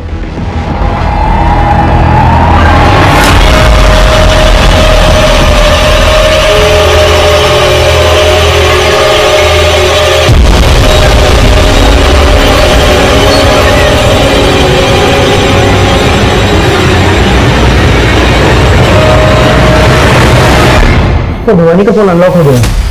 कॉल हिस्ट्री में उन्होंने लास्ट कॉल रात को 11 बजे सुनीता को किया था। अब तो 11 बजे। कौन है सुनीता? सुनीता एक एडवोकेट है। जी मैं भवानी जी की कंपनी के लीगल एडवाइजर हूँ। तो उस रात आपने भवानी जी को ऐसी का लीगल एडवाइस दी कि उसके बाद उनकी मौत ही होगी? ये सुन के तो मैं भी खुद हैरान हूँ सर। दरअसल उस रात को वो अपनी विल के बारे में मुझसे कुछ बात करना चाह रहे थे। सुनीता, मुझे अपनी विल चेंज करनी है, तुरंत मिलना है तुमसे। लेकिन उसके आगे उन्होंने कुछ बताया नहीं था।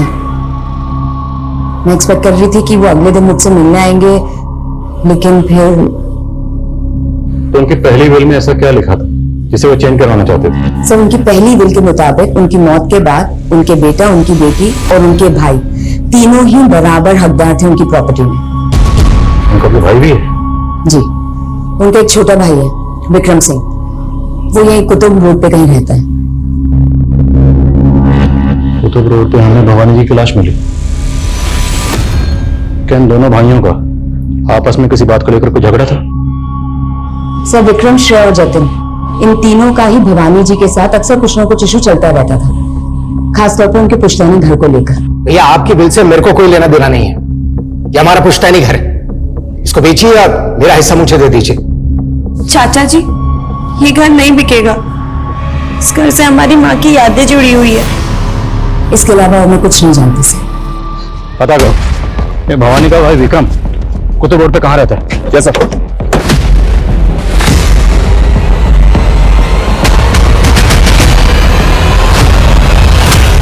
हेलो श्रेया, मैं डॉक्टर उषा। डॉक्टर, मैं बीमार नहीं हूँ, प्लीज मुझे जाने दीजिए, प्लीज लीव मी। मैंने भी पुलिस ऑफिसर्स को यही कहा कि तुम बिल्कुल नॉर्मल हो, लेकिन मुझे लगता है कि तुम्हारी दिमागी हालत ठीक नहीं है, इसलिए उन्हें यकीन दिलाने के लिए तुम्हें मुझसे सच कहना होगा। ओके? सर मैं श्रेया के बारे में पता कर रहा था, तो पता चला कि श्रेया 2 महीने पहले तक ज्ञान भारती स्कूल में टीचर थी। सर उसे उसी स्कूल से पढ़ाई भी की थी, लेकिन सर अचानक से उसने टीचिंग की जॉब से रिजाइन कर दिया था। रिजाइन की वजह? सर एग्जैक्ट वजह तो पता नहीं चली है, लेकिन सर स्कूल स्टाफ का कहना है कि कुछ अरसे से उसे भूलने की आदत हो गई थी। सर पीयून ने बताया कि वो संडेज को भी स्कूल आ जाया करती थी और स्कूल का गेट बंद देखकर उसे याद आता था कि आज छुट्टी है। तो क्या इस लड़की की दिमागी हालत वाकई इतनी खराब है? उसका भाई जतिन, कुछ पता चला कहाँ? सर जतिन कहाँ है ये तो कुछ पता नहीं चला, लेकिन सर ये बात पता चली है कि जतिन अपने फादर के बिजनेस में इन्वॉल्व नहीं था, वो एक स्पर्म डोनर था। Sperm donate? अरे मेरी पहले ही हालत खराब है और तू स्पर्म डोनेट करने की बात कर रहा है? That's what? सर जिस क्लिनिक को वो स्पर्म डोनेट करता था मैंने वहां भी पता किया, पिछले 3 महीने से जतिन वहां भी नहीं गया। जतिन की बीवी नीना खुद इतने बड़े बिजनेस की मालकिन है और ये बंदा स्पर्म डोनेट करता था। ये जोड़ी कुछ समझ में नहीं आ रही। सर जतिन की बीवी नीना का एक संदीप नाम के आदमी के साथ अफेयर था, वो भी शादी के पहले, और ये संदीप अब नीना के बिजनेस में भी इन्वॉल्व है। तो जतिन को गायब करवाने के पीछे प्रिंस की बीवी नीना का हाथ है? अच्छे से पता करो। Okay sir. सर भवानी के भाई विक्रम का पता चल गया है? सर उस कंकाल के बारे में मैं कुछ नहीं जानता, मैं तो मिला भी नहीं था जतिन से काफी दिनों से। हाँ, उस रात को भवानी भैया ने बुलाया जरूर था मुझे श्रेया की बर्थडे पर, लेकिन मैं जा नहीं पाया था। आपके भाई की लाश आपके घर से महज 1.5 किलोमीटर दूर मिली। हो सकता है वो आपसे मिलने आए हो, आप दोनों मिले, आप दोनों में किसी बात को लेकर कहा सुनी हुई और आपने अपनी। नहीं सर, क्या कह रहे हैं आप? मैं उनसे नहीं मिला था। तो फिर आपके भाई उस एरिया में क्या करने गए थे? सर मुझे नहीं पता सर, वो सिर्फ मेरे भाई नहीं थे, बाप जैसे थे। तभी तो अपने बेटा बेटी के साथ में मुझे बराबर का हिस्सेदार बनाया था। हिस्सेदारी दी होगी, लेकिन फिर भी वो सिविल लाइन वाला पौष घर वो आपके हिस्से में नहीं आ रहा था। सर उसका मुझको कोई मलाल नहीं था, मैं तो श्रेया और जतिन की खुशी चाहता था। भैया अगर बच्चे नहीं चाहते तो ये घर मत बेचिए ना, ये घर भाभी की आखिरी निशानी है, यही समझ के इनकी बातों का सम्मान कीजिए। उल्टा भैया खुद चाहते थे कि वो घर बिक जाए और श्रेया और जतिन उनके साथ में अजमेर शिफ्ट हो जाएं। अजमेर? यस सर, वहां पे भी भैया की एक कोठी थी जो अब उस सुनीता ने अपने नाम करवा ली। सुनीता एडवोकेट? Yes sir. वो आपके भाई की कंपनी में लीगल एडवाइजर। आपके भाई अपनी कोठी उसके नाम क्यों करेंगे? सर आप उसको नहीं जानते, बहुत पहुंची हुई चीज है। उसी के प्यार में पड़कर भैया अपने बाल बच्चों को भूल गए थे। भाभी के मरने के बाद में बिल्कुल ध्यान ही नहीं दिया अपने बच्चों पर, बेचारे कई कई दिन अकेले रहते थे। अब तो बाप का जाया भी उठ गया उनके सर से। सर मैंने कोई मैनिपुलेशन नहीं किया था, भवानी जी ने खुद अपनी मर्जी से, अपनी खुशी से वो अजमेर वाला घर मेरे नाम किया था। पर आपने हमें पहले नहीं बताया, क्या भवानी जी के साथ रिलेशनशिप में थे? क्या बताते सर, हमारे बीच में ऐसा कुछ बचा ही नहीं था। भवानी जी ने अपने बच्चों के कारण मुझसे दूरी बना ली थी। अच्छा उस रात क्या भवानी जी ने वाकई अपनी वसीयत चेंज करने के लिए आपको फोन किया था? जी सर, पर मुझे नहीं पता कि अचानक उस रात को ऐसा क्या हुआ जो। देखिए सर, आप कुछ भी समझिए, लेकिन मुझे अभी भी भवानी जी के भाई विक्रम पर ही शक है। श्रेया का मैंने अच्छे से एग्जामिन किया, मुझे लगता नहीं है कि वो नाटक कर रही है, उसकी दिमागी हालत स्टेबल नहीं है। और वो अभी भी यही कह रही है कि वो कंकाल उसके भाई जतिन का नहीं है, उसने किसी को नहीं मारा। जी, वो अभी गहरे सदमे में है और मुझे लगता है उसे जानने के लिए उसके करीबी लोगों से हमें मदद लेनी चाहिए, उसका दोस्त, रिश्तेदार या फिर बॉयफ्रेंड। बॉयफ्रेंड? क्या उसने आपसे अपने किसी बॉयफ्रेंड का जिक्र किया है? नहीं, लेकिन वो सेक्सुअली एक्टिव है, तो मुझे लगता है कि उसकी लाइफ में कोई ना कोई लड़का है।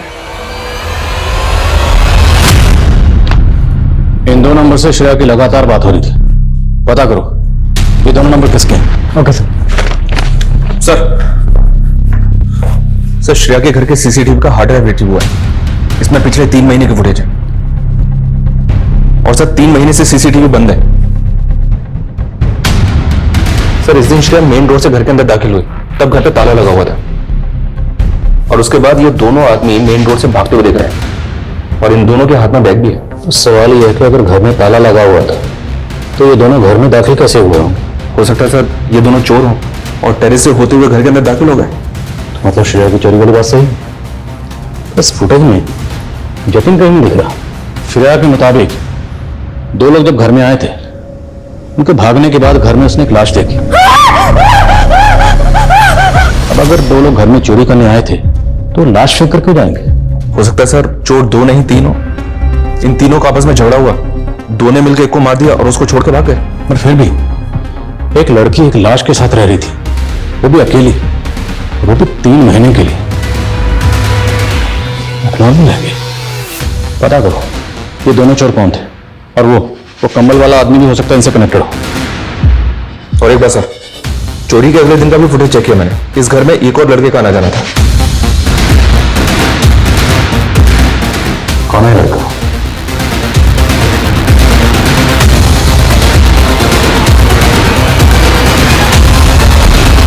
सर मैंने उन दोनों चोरों का पता कर लिया है जिन्होंने श्रेया के घर में चोरी की थी। ये दोनों सोनू और बंटी नाम के हिस्ट्री शीटर हैं और चोरी और फरेब के आरोप में एब्सकॉन्डिंग है। लेकिन सर इन दोनों से कनेक्टेड जो तीसरा चोर है उसका पता नहीं चल रहा है। खबरों को काम पे लगाओ, ढूंढो ने। अब इन चोरों से ही हमें इस केस के तल की चाबी मिलेगी। सर आपने जिन 2 नंबर्स के बारे में पता करने के लिए कहा था, मैंने उनके बारे में पता किया। ये देखिए सर, उनमें से एक नंबर इस अविनाश का है और एक इस रविश का। ये अविनाश तो वही है ना जो हमें श्रेया के घर के सीसीटीवी फुटेज में दिखा था? जी सर, एनआईसी पुलिस स्टेशन बुला लिया है। लेकिन सर ये रविश 3 महीने पहले कनाडा शिफ्ट हो गया। 3 महीने पहले? इस केस में 3 महीने का चक्कर क्या है? यतिन गायब हुआ 3 महीने पहले, यतिन के फादर 3 महीने से टूर पर थे, और अब ये रविश ये 3 महीने पहले कनाडा शिफ्ट हुआ। सर मैं श्रेया का दोस्त अविनाश हूँ। मैं पहले उससे मिलने उसके घर जाता था, लेकिन काफी टाइम पहले ही हम दोनों का ब्रेकअप हो गया था।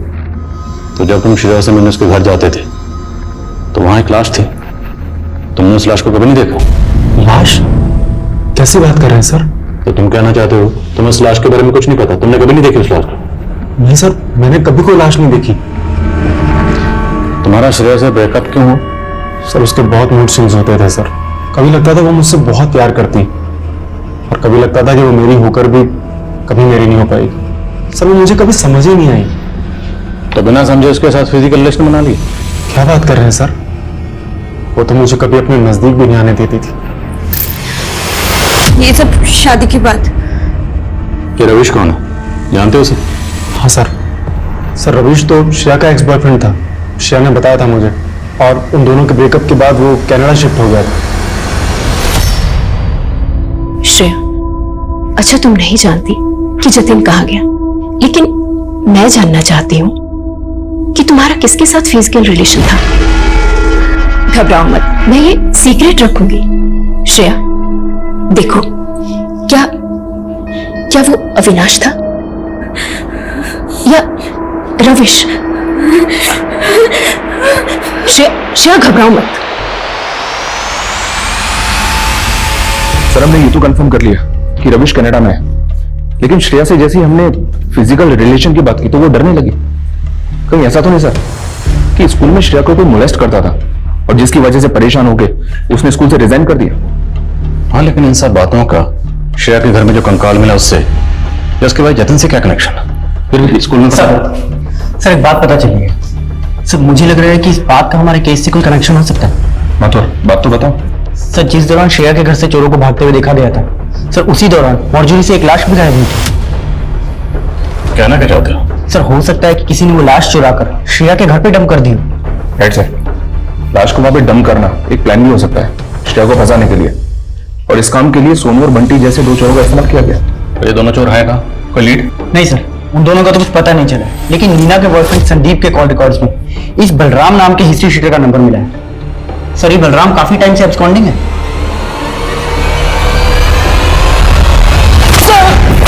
सर मुझे नहीं पता सर जतिन कहाँ है। सर मुझे नहीं पता सर मैं सच बोला। तो मीना जी सब पता लगा लिया हमने। आपका जो बिजनेस है उसमें इन्वेस्टमेंट थी भवानी की। भवानी मतलब आपके ससुर की इन्वेस्टमेंट थी, तो जाहिर सी बात है उसमें आपके शौहर जतिन का भी हक होगा। ससुर अब रहा नहीं, जतिन गायब है, तो उस बिजनेस की अकेली मालकिन कौन है? आप कहना क्या चाहते हैं? आपका जो बॉयफ्रेंड है संदीप, उसने सब कह दिया, सब बता दिया कि कैसे बलराम के जरिए जतिन को किडनैप करवाया था, और वो सब हुआ था आपके इशारे पर। सर मेरे और जतिन की शादी बस एक डील थी। जतिन के बाप को लगता था कि मुझसे शादी करके उनका स्पर्म डोनर बेटा सेटल हो जाएगा, इसलिए मैंने भी बिजनेस में इन्वेस्टमेंट की शर्त रख दी उनके सामने। पहले जतिन उसमें बराबर का पार्टनर था, उसके बाद जब बिजनेस सेटल हुआ तो मैंने जतिन को डाइवोर्स दे दिया। डाइवोर्स पेपर पे जबरदस्ती साइन करवाए। जतिन बाहर, पूरा बिजनेस आपका। सर लेकिन उसके बाद बलराम ने जतिन को छोड़ दिया था। हमें लगा था कि वो हमसे डर गया है, इसलिए पुलिस के पास भी नहीं गया। सर मुझे नहीं मालूम कि उसके बाद वो कहाँ गायब हो गया। गायब हो गया या गायब करवा दिया? सर मैं सच कह रही हूँ, मुझे नहीं मालूम जतिन कहाँ है। सर जनकपुरी की वो मॉर्चरी जहां से लाश गायब हुई थी, उस मॉर्चरी की इंचार्ज लता सिंह नाम की एक औरत है जिस पर उस लाश को गायब करने का आरोप लगा था।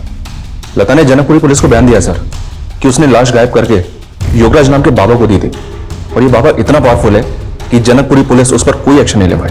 लेकिन इस योगराज का श्रेया जतिन से क्या कनेक्शन? सर मैंने उनके चाचा विक्रम सिंह से बात की। उसने बताया कि योगराज बाबा एक टाइम पे श्रेया की मां का गुरु हुआ करता था।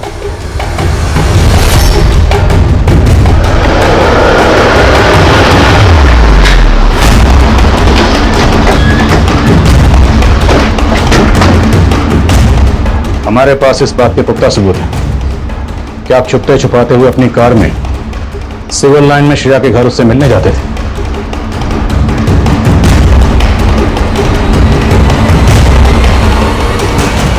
आप श्रेया से मिलने उसके घर क्यों जाते थे? मैं वहां श्रेया के भाई जतिन को जिंदा करने जाता था। What? जतिन मर चुका है? हाँ, श्रेया मेरी शिष्या की बेटी थी। एक दिन वो मेरे पास आश्रम में आई थी। बाबा जी, मेरी माँ का अटूट विश्वास था आप पर, इसने मेरे भाई को मार दिया। आपका तो पुलिस, पॉलिटिशियन सबसे संबंध है, आप प्लीज मुझे। इसके चक्कर में क्यों पड़ना श्रेया? तू जानती भी है मैं तेरे भाई को जिंदा भी कर सकता हूँ। मैंने उसे उम्मीद की किरण दिखाई थी। श्रेया ने क्या बताया था? उसके भाई जतिन को किसने मारा था? वो उसने नहीं बताया, पर मैं वहां श्रेया के भाई जतिन को जिंदा करने के रिचुअल्स पूरे करने जाता था।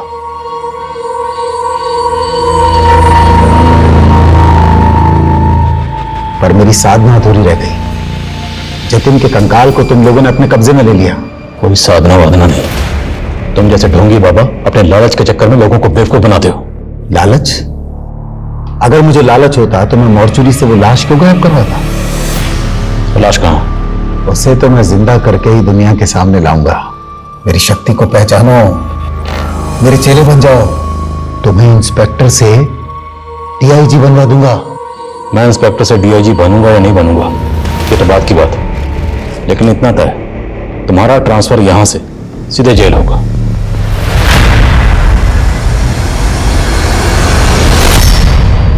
तुमने योगीराज को बताया था कि तुम्हारे भाई जतिन को किसी और ने मारा था। अगर उसे किसी और ने मारा था तो उसकी लाश तुम्हारे पास कैसे है? बोलो, किसने मारा था उसे? जतिन को किसने मारा? चुप क्यों? बोलो, उसकी लाश तुम्हारे पास कैसे है? जतिन को किसने मारा?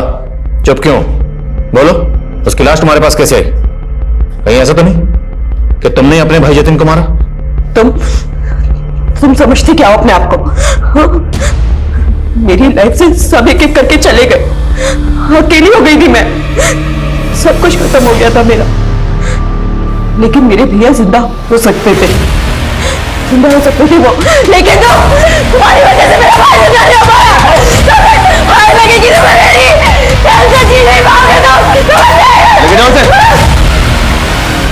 Sir, are you okay?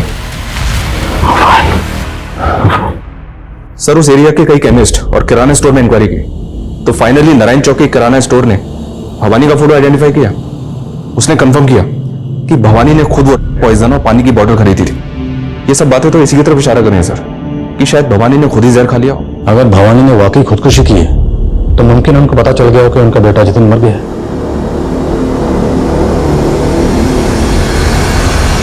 और अगर मारने वाली खुद उसी की बेटी हो तो इस बात से दुखी होकर कोई भी बाप सुसाइड कमिट कर सकता है सर। भगवान, क्या एक बहन अपने सगे भाई का कत्ल कर सकती है? वो कत्ल करने के बाद उसकी लाश को अपने घर में छुपा के रख सकती है इतने लंबे अरसे तक कि लाश गलकर कंकाल बन गई। इस बात पे यकीन करने को दिल नहीं कर रहा। सर, जतिन और श्रेया से जुड़ा हर शख्स तो यही करे, लेकिन सर श्रेया की एक दोस्त है ख्याति, उसका कुछ और ही मानना। मेरी आजू से बात हुई है। क्या मानना उसका? सर, सर अभी भी पता चला है कि दलितपुर पुलिस ने टंकी और सोनू दोनों को अरेस्ट कर लिया है। एक दुकान में लूट कर रहे थे दोनों को यहाँ हाजिर करो। साहब हम मानते हैं, हम काफी टाइम पहले गए थे उस घर में चोरी करने, लेकिन हमने किसी का मर्डर नहीं करा। हाँ साहब हम सच कह रहे हैं, हम तो ब्रेक करके वहां गए थे। हमें लगा वहां कम लोग होंगे, चोरी करना आसान होगा, लेकिन जब हम चोरी करने पहुंचे तो वहां लाश पड़ी थी सर।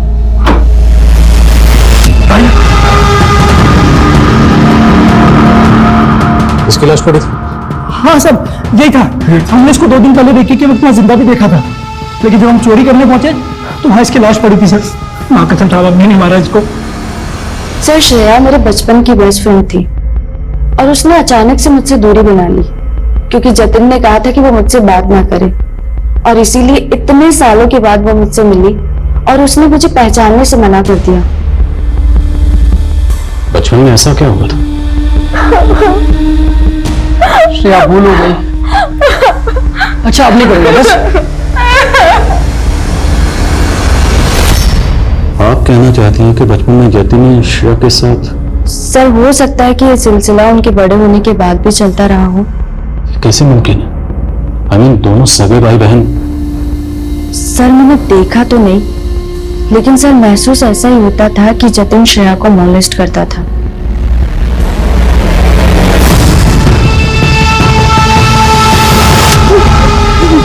जतिन नहीं, मेरे पास मत आ। नहीं, हाथ मत लगाना मुझे।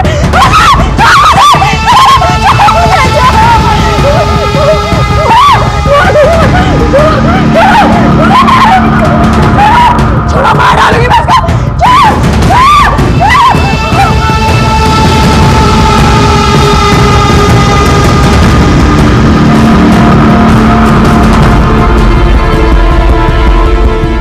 और दोष मेरा भी है। सिर्फ अपनी जिंदगी में इतना कुछ सहती रही और मैं दोस्त होते हुए भी उसकी तकलीफ नहीं समझ पाया। सर आपकी थ्योरी जो भी हो, लेकिन जतिन वाकई ऐसा होता तो श्रेया को तो उससे नफरत हो जानी चाहिए थी, लेकिन वो चाहती थी कि वो जिंदा हो जाए और उसके लिए वो ड्रामा भी कर रही है। तो मुमकिन है कि वाकई जतिन ने श्रेया के साथ बचपन में कुछ गलतियां की और वो उन गलतियों को बार बार दोहरा रहा होगा और श्रेया उसे उन गलतियों को माफ करने के लिए, उनको सुधारने के लिए बार बार मौका दे रही होगी। जतिन तो शायद शादी करके अपनी जिंदगी में आगे बढ़ गया हो, पर शायद श्रेया नहीं बढ़ पाई। हालांकि उसकी जिंदगी में रवीश और रविनाश जैसे 2 लड़के आए, पर उसने किसी को भी अपने नजदीक नहीं आने दिए। और दूसरी तरफ जतिन जब शादी में धोखा खाने के बाद वापस आया तो हो सकता है उसने श्रेया के साथ फिर से वही गलतियां, वही गुनाह दोहराने की कोशिश की। एक ऐसा गुनाह जिसकी कोई माफी नहीं।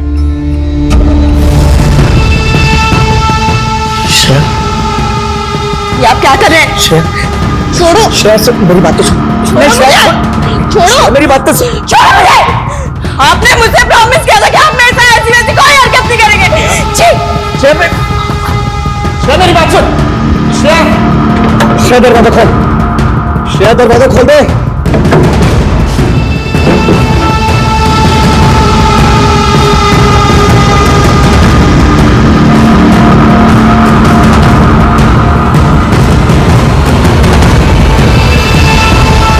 सुनो, तुम एक ही चाय क्यों लेकर आई हो? तुम्हें पता है ना भैया बैठे हैं यहाँ पर। जाओ एक चाय और लेकर आओ। जाओ। हाँ भैया क्या कह रहे थे आप? हाँ ये सही बात है। इस केस को लेकर पुलिस की जो थियोरी है वो भाई बहन के पवित्र रिश्ते को कलंकित करने वाली है, जिसको लेकर पुलिस को कई तरह की आलोचनाओं का भी सामना करना पड़ा है। लेकिन ये केस अब तक ओपन एंडेड है और किसी नतीजे तक नहीं पहुंच पाया है। कानूनी जानकार केस को लेकर आज भी कई तरह की राय रखते हैं, जो अपने आप में एक गहन अध्ययन का विषय है, जिसमें कई सवालों के पुख्ता जवाब नहीं मिले। लेकिन इन अनिश्चितताओं की एक वजह एक मृत व्यक्ति को जिंदा करने का अंधविश्वास भी है, और ऐसे अंधविश्वास की जड़ें हमारे समाज में इतने गहरे तक उतरी हुई है कि अक्सर इन अंधविश्वासों में छिपे गुनाहों को छिपाया जाता है और कई केसेस अपने सही अंजाम तक नहीं पहुंच पाते। अब मैं सोनाली कुलकर्णी आपसे विदा लेती हूँ। आप अपना और अपनों का ख्याल रखिए। आप जानते हैं हम सब एक मुश्किल दौर से गुजर रहे हैं। कृपया मास्क पहने, सैनिटाइजर का इस्तेमाल करें और सामाजिक दूरी बनाए रखें। देखते रहिए क्राइम पेट्रोल सतर्क। जय हिंद। इस तरह के और भी एपिसोड देखने के लिए हमारे चैनल को सब्सक्राइब करें और बेल आइकन दबाना ना भूलें।